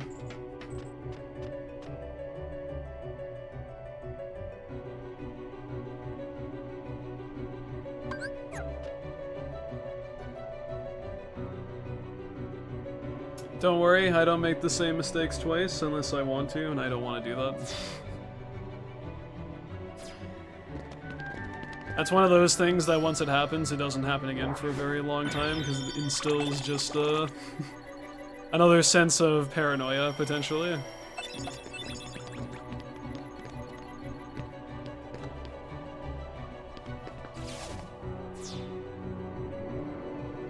I don't know what's going on with that then, Norkix. That's weird.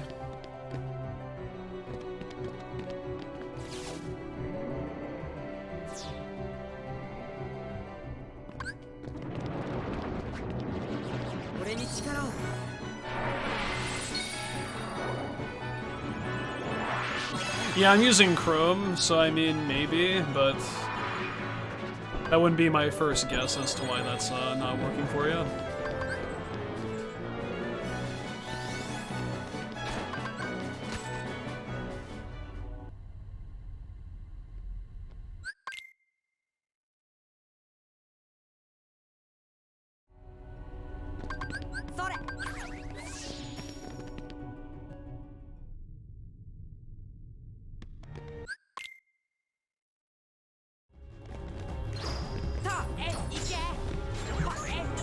You cannot be fucking serious right now, dude. Donald, why did you have to fucking do that this run? That's so fucking dumb. That is so unlucky for that to happen. It's like actually insane. God damn it, dude. Whatever. Are you fucking serious? Dude! What the fuck is wrong with this game? Wow, I am like actually fucking mind blown. What the fuck is wrong with KH1? This game is the worst game I've ever played in my fucking life. This might actually be okay somehow. Oh, that didn't go up. What is happening in my video game, dude? Am I even losing that much time? What the fuck? I don't fucking know. You know what? This one's okay. I can't compute what the fuck just happened. I don't know how the fuck that fight didn't end up worse than it was.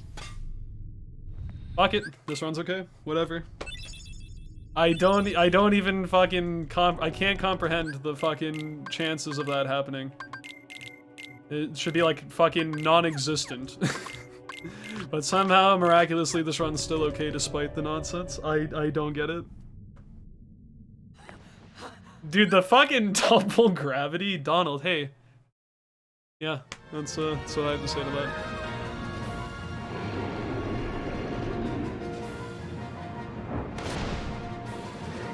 Yo, you that, what's up? Thank you. What the fuck? I thought that was gonna be so much worse than it actually was, that's why I was freaking out a bit, but I can't believe what I just saw. I'm even more in disbelief that this run's still okay.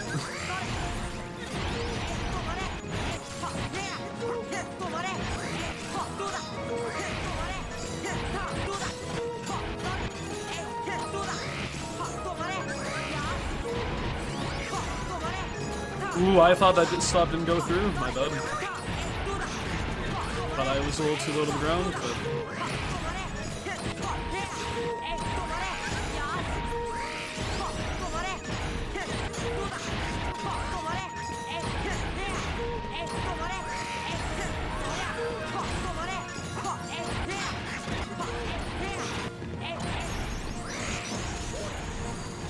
Yo, Hyper, what's up? Thank you very much.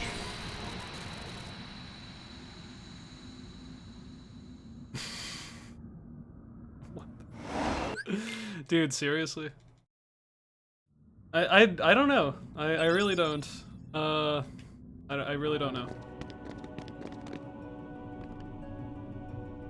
It's one of those, I feel like I just entered the fucking Twilight Zone and then I came out of it like just as quickly. Like, what the fuck was that?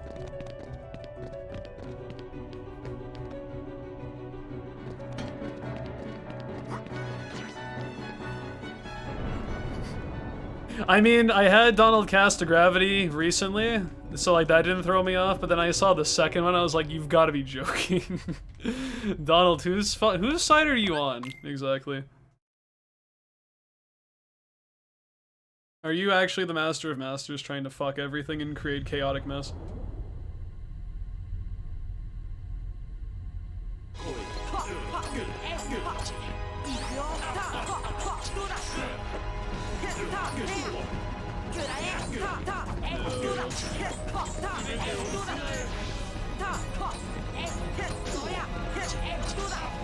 Long ass loop incoming.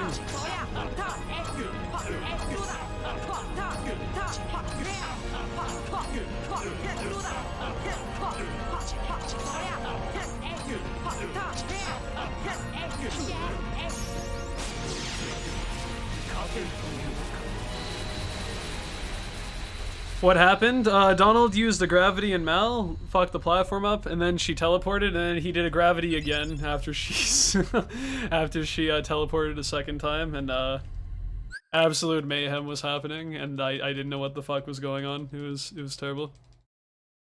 That is such a good fight, lose time, because I got bad RNG on his retaliation.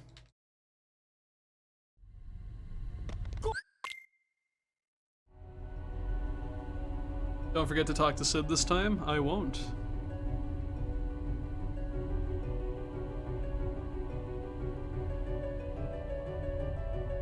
Riku can give one of two retaliations in first phase, a spin around or a lunge, and if he lunges, then bad RNG.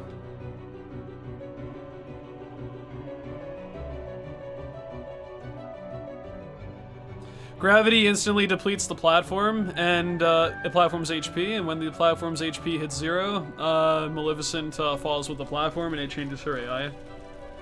Advances her movesets, makes her teleport, does a lot of things.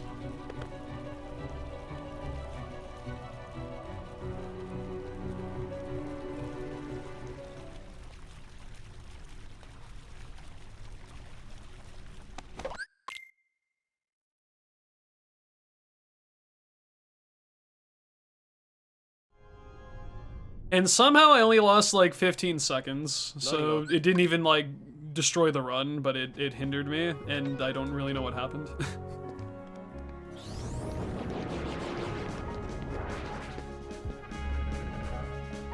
Like, by some miracle, that didn't really destroy my pace too bad, but I don't know what the fuck was going on. Oh my god, he talked to Sid. Run is alive right now.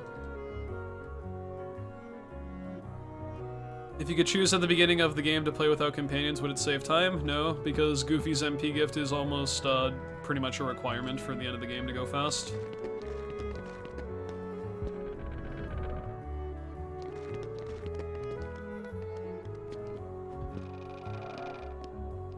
I guess maybe not necessarily, but more often than not, Goofy's MP gift is very, very useful, and we need it to do a lot of things efficiently. Goofy is also very good with his tornado spell for a few things, so I mean, I would love to get rid of Donald because he sucks. Goofy is very good in this game though, and I couldn't imagine a run without him.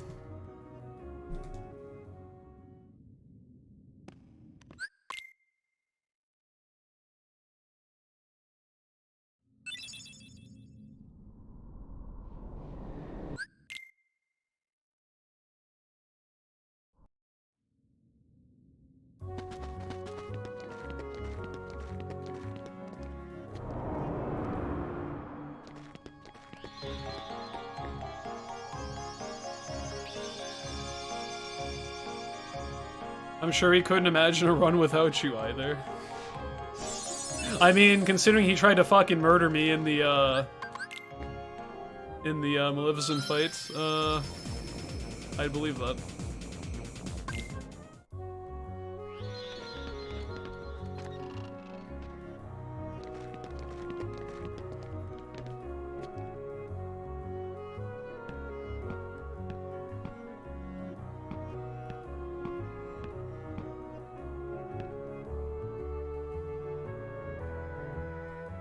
I'm very taken back by that whole experience, dude. I've never seen a double gravity in the Maleficent fight. That's a new record.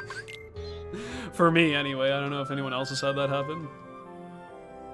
I have never seen the duck do 2 gravities in the same Maleficent fight. That's like astronomically insane.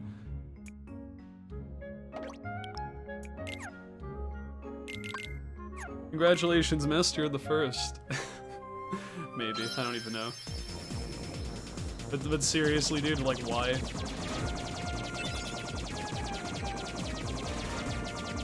I hope this run PBs just so it has the most chaotic bullshit happening in it. But if not, that's okay.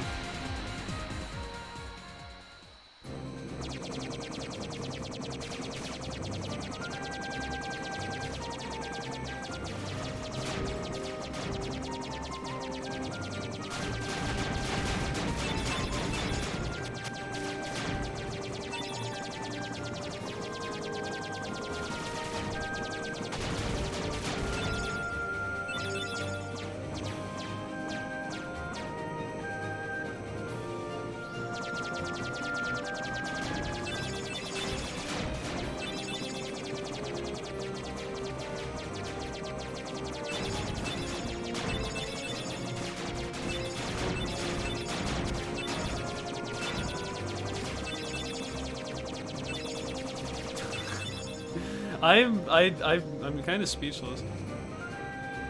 I really don't know what to elaborate on aside from just trying to not lose time now and try to rally back. But what the fuck? I feel like I just like can't. I'm like dreaming right now. Literally, I was in the fucking Twilight Zone for like 10 seconds during that whole catastrophe, and I finally snapped back to reality once it ended.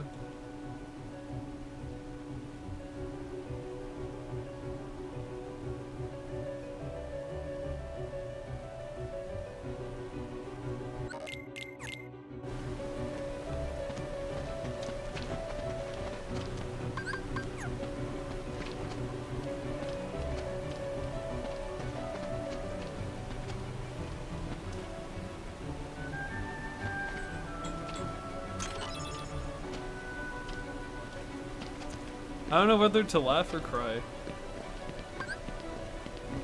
Or both.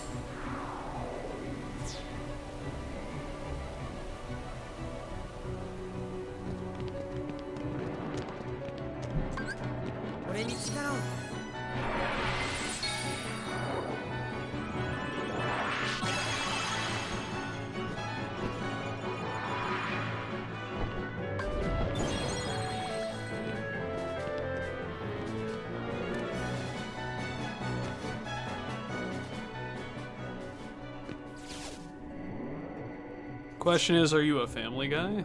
No.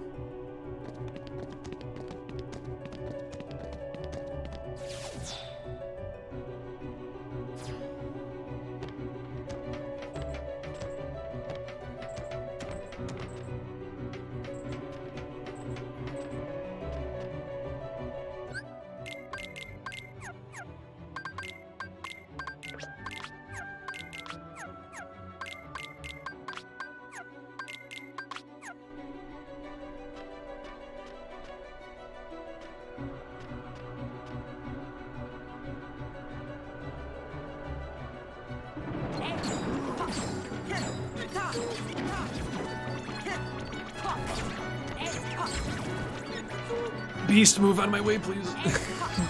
God damn it.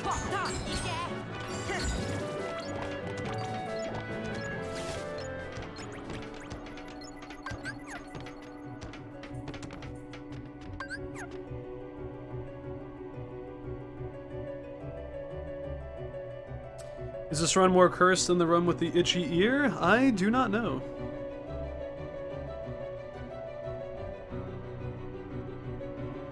Someone asked for my phone number. I do remember that happening. It was weird.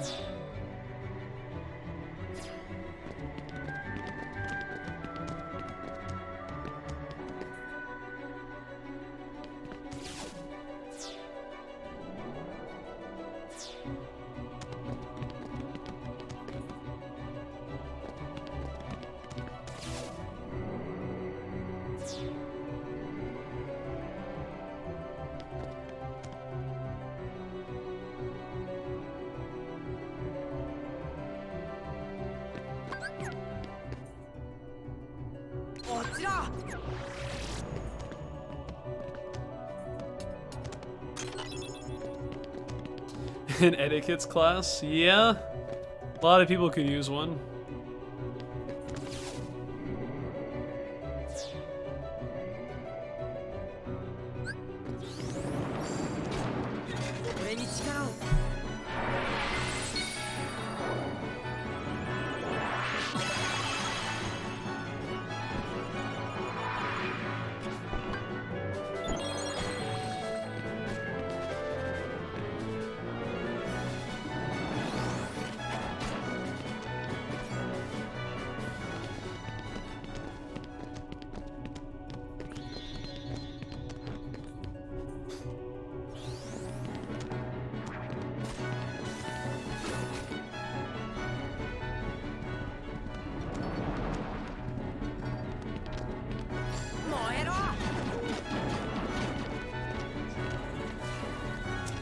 I hear bad noises.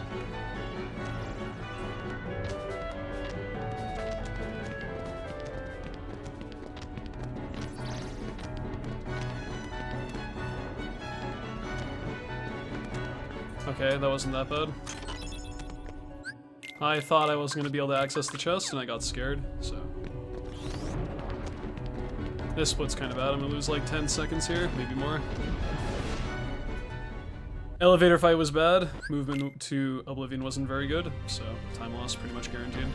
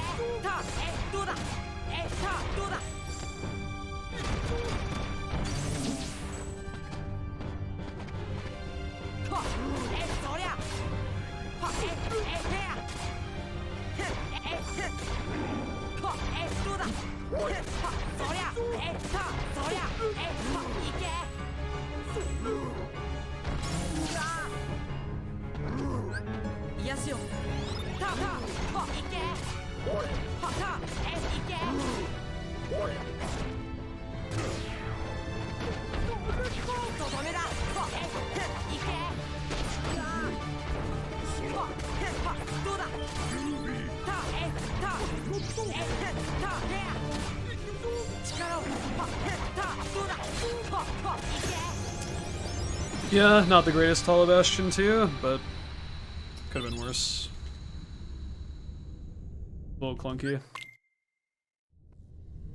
I can do plus 20 though. 20 to 25 on Ansem 2, 20 on Ansem 4, 10 to 15 on Final Rest. And if World of Chaos goes very well, I still have like another 10 to 20 to save there as well, so. PB is gonna be tough, but I have an okay shot.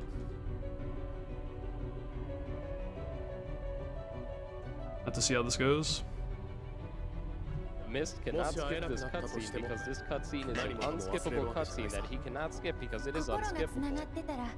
またいつか巡り会える。あんたのことは忘れたくても忘れられないよね。どういう意味だよ。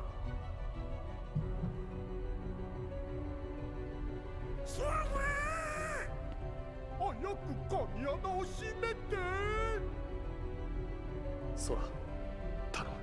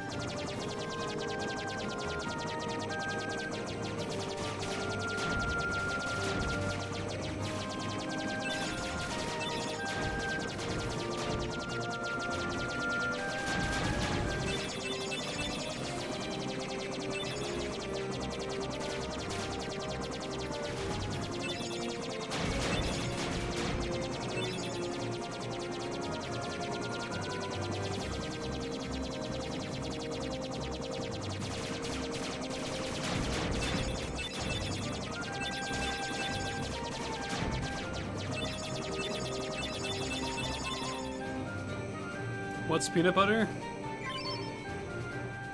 I feel like someone always asks this and I can't tell if it's a meme or people actually don't understand the whole PB.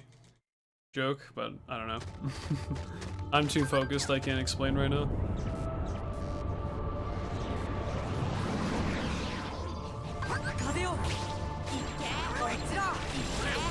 Oh my goodness. That was kind of fucking insanely amazing.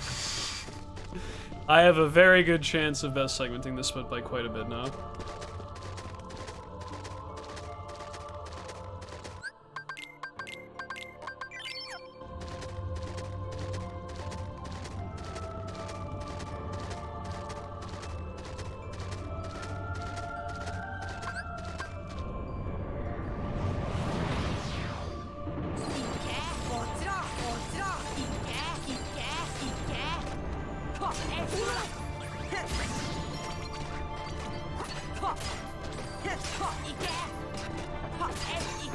Ah, fuck. Spoke too soon.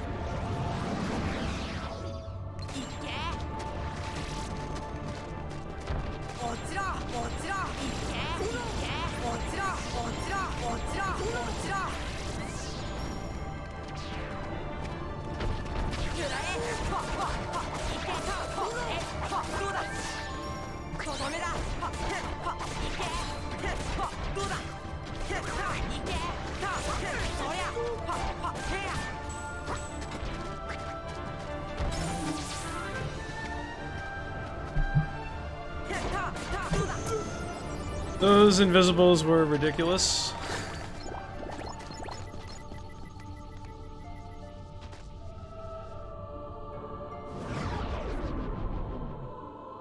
Yeah, Omega Arts drop. Like that fucking matters, dude.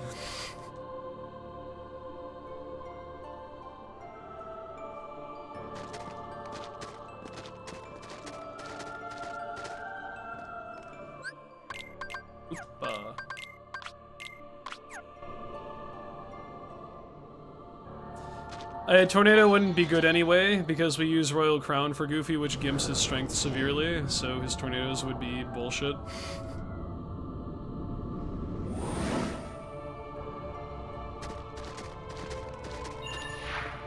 MP gift is much, much, much more important, so we can spam ours for late game stuff. Or just in general have MP for whatever reason.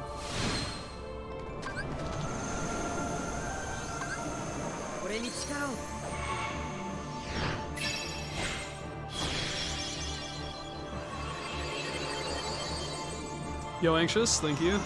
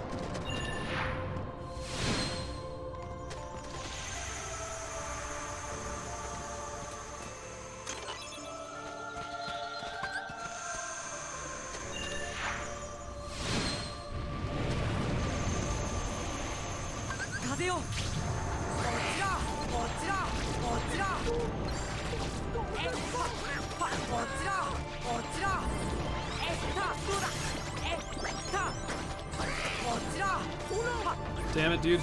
Don't. Annoying fight.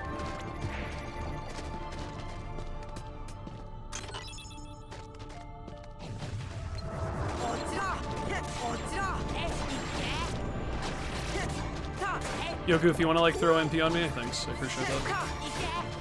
Just getting a little bit nervous there that he wouldn't do that.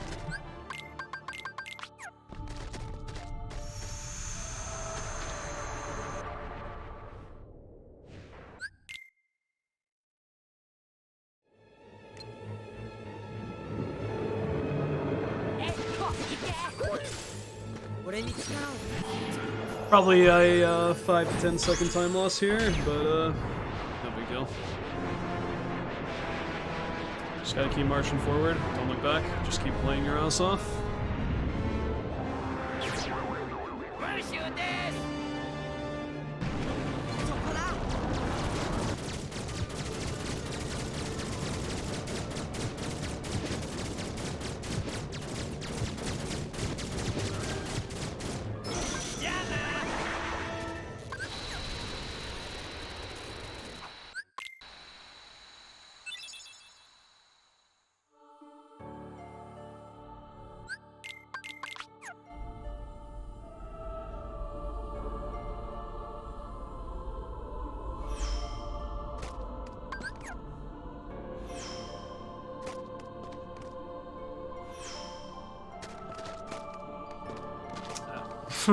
Hit the wall, lost my super glide. That was silly.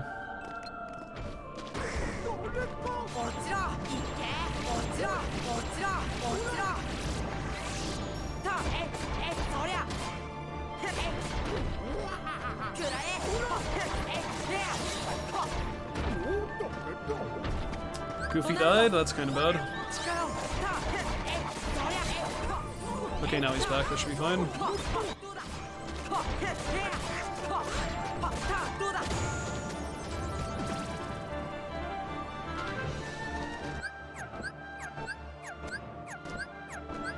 God, so many pauses because I'm scared, dude. Okay. Kind of a bad start to Final Rest, but shake it off.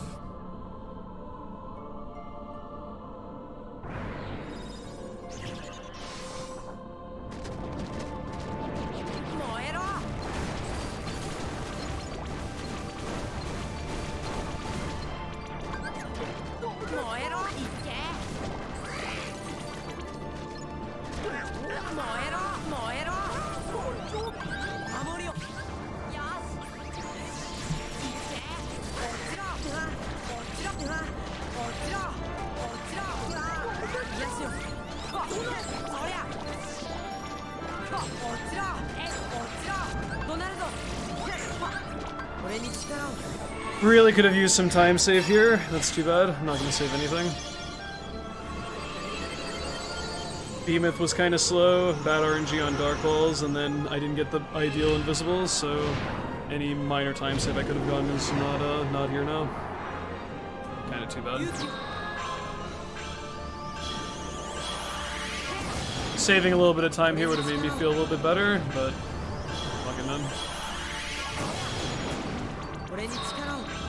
If that one invisible wasn't, like, didn't keep attacking me, that would have been fine, but I had to accommodate because I was gonna die otherwise. A little freaked out.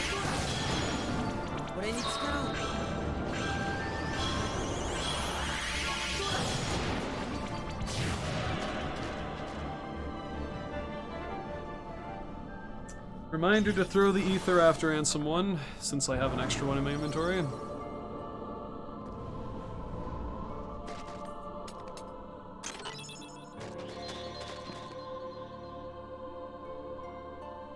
Okay, I've got about a minute of leeway for final fights, so let's hope for the best.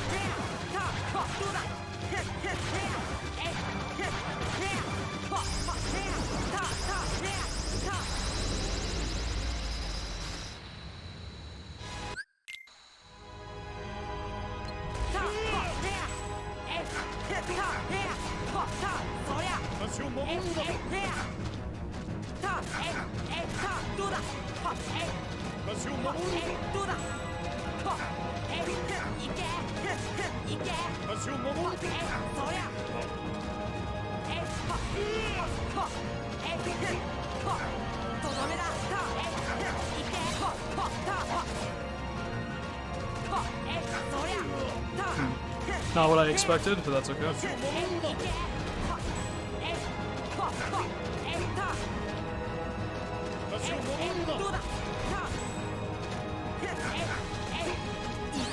Not my best fight, but I'll take it. Could have been a little bit faster, but pretty good.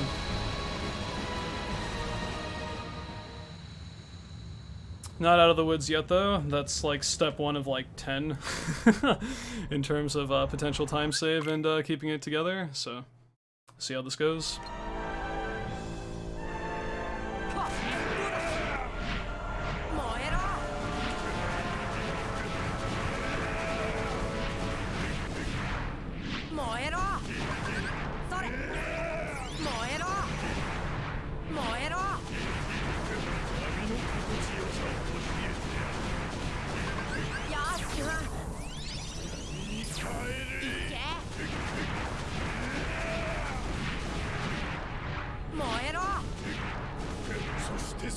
I'm gonna lose time here because I got the slow pattern starting off.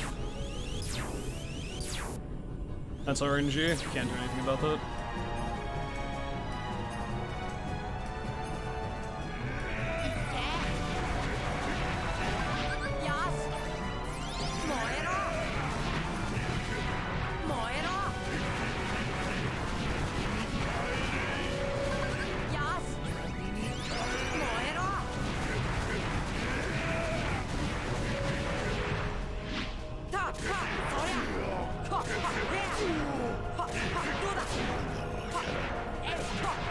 Surprised I didn't lose time, to be honest, but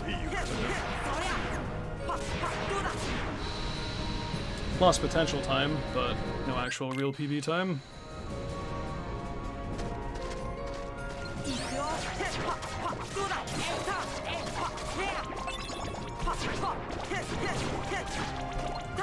That was pretty good.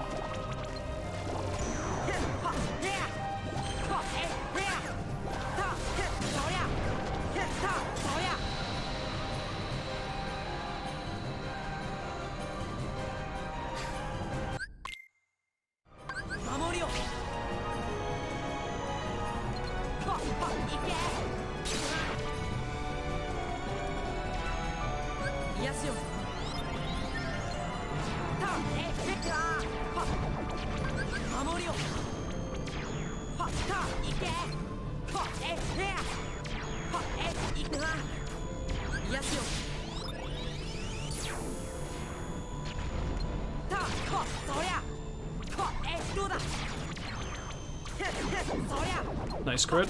Thank you for that. My goodness. Jeez, dude. I'm freaking out a bit. Thank you, game, for being nice.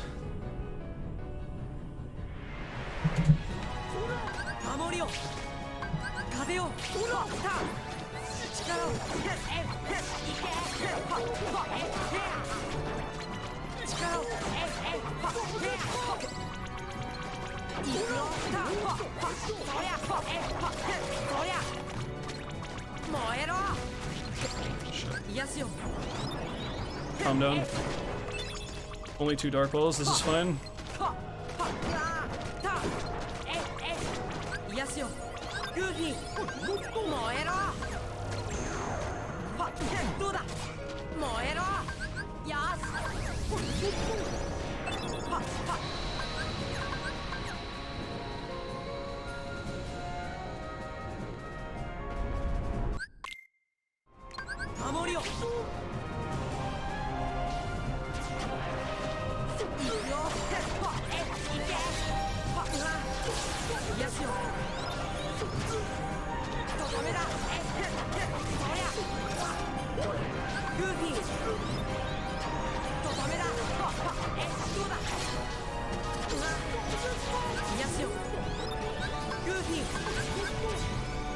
Tank it.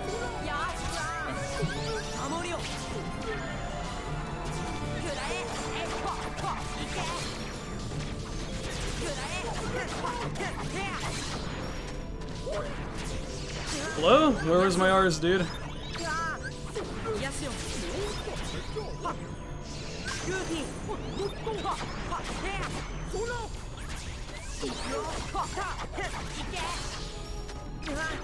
No way. Oh my god. Oh my god. Oh my god, please. Disaster. That's so unfortunate.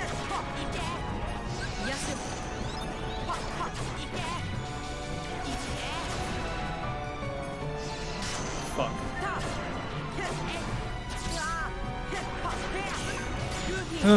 Man. That's tough, dude.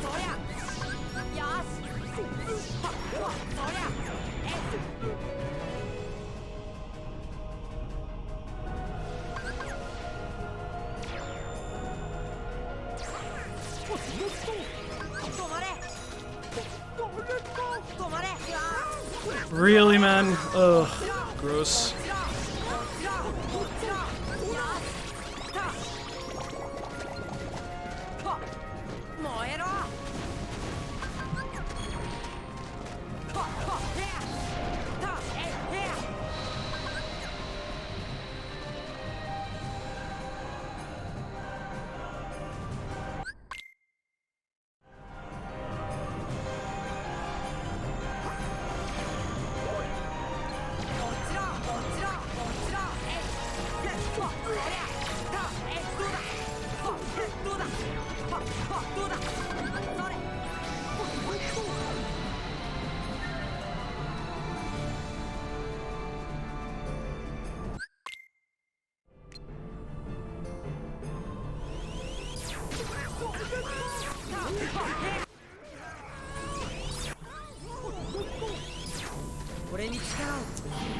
I think this is a really small PB, but we'll see. I don't think I can lose this now as long as I'm careful. I could get hit by the laser coming out of this, but it's very unlikely. So let's see. Okay. It's too bad about that face, man, but I think this is a small PB.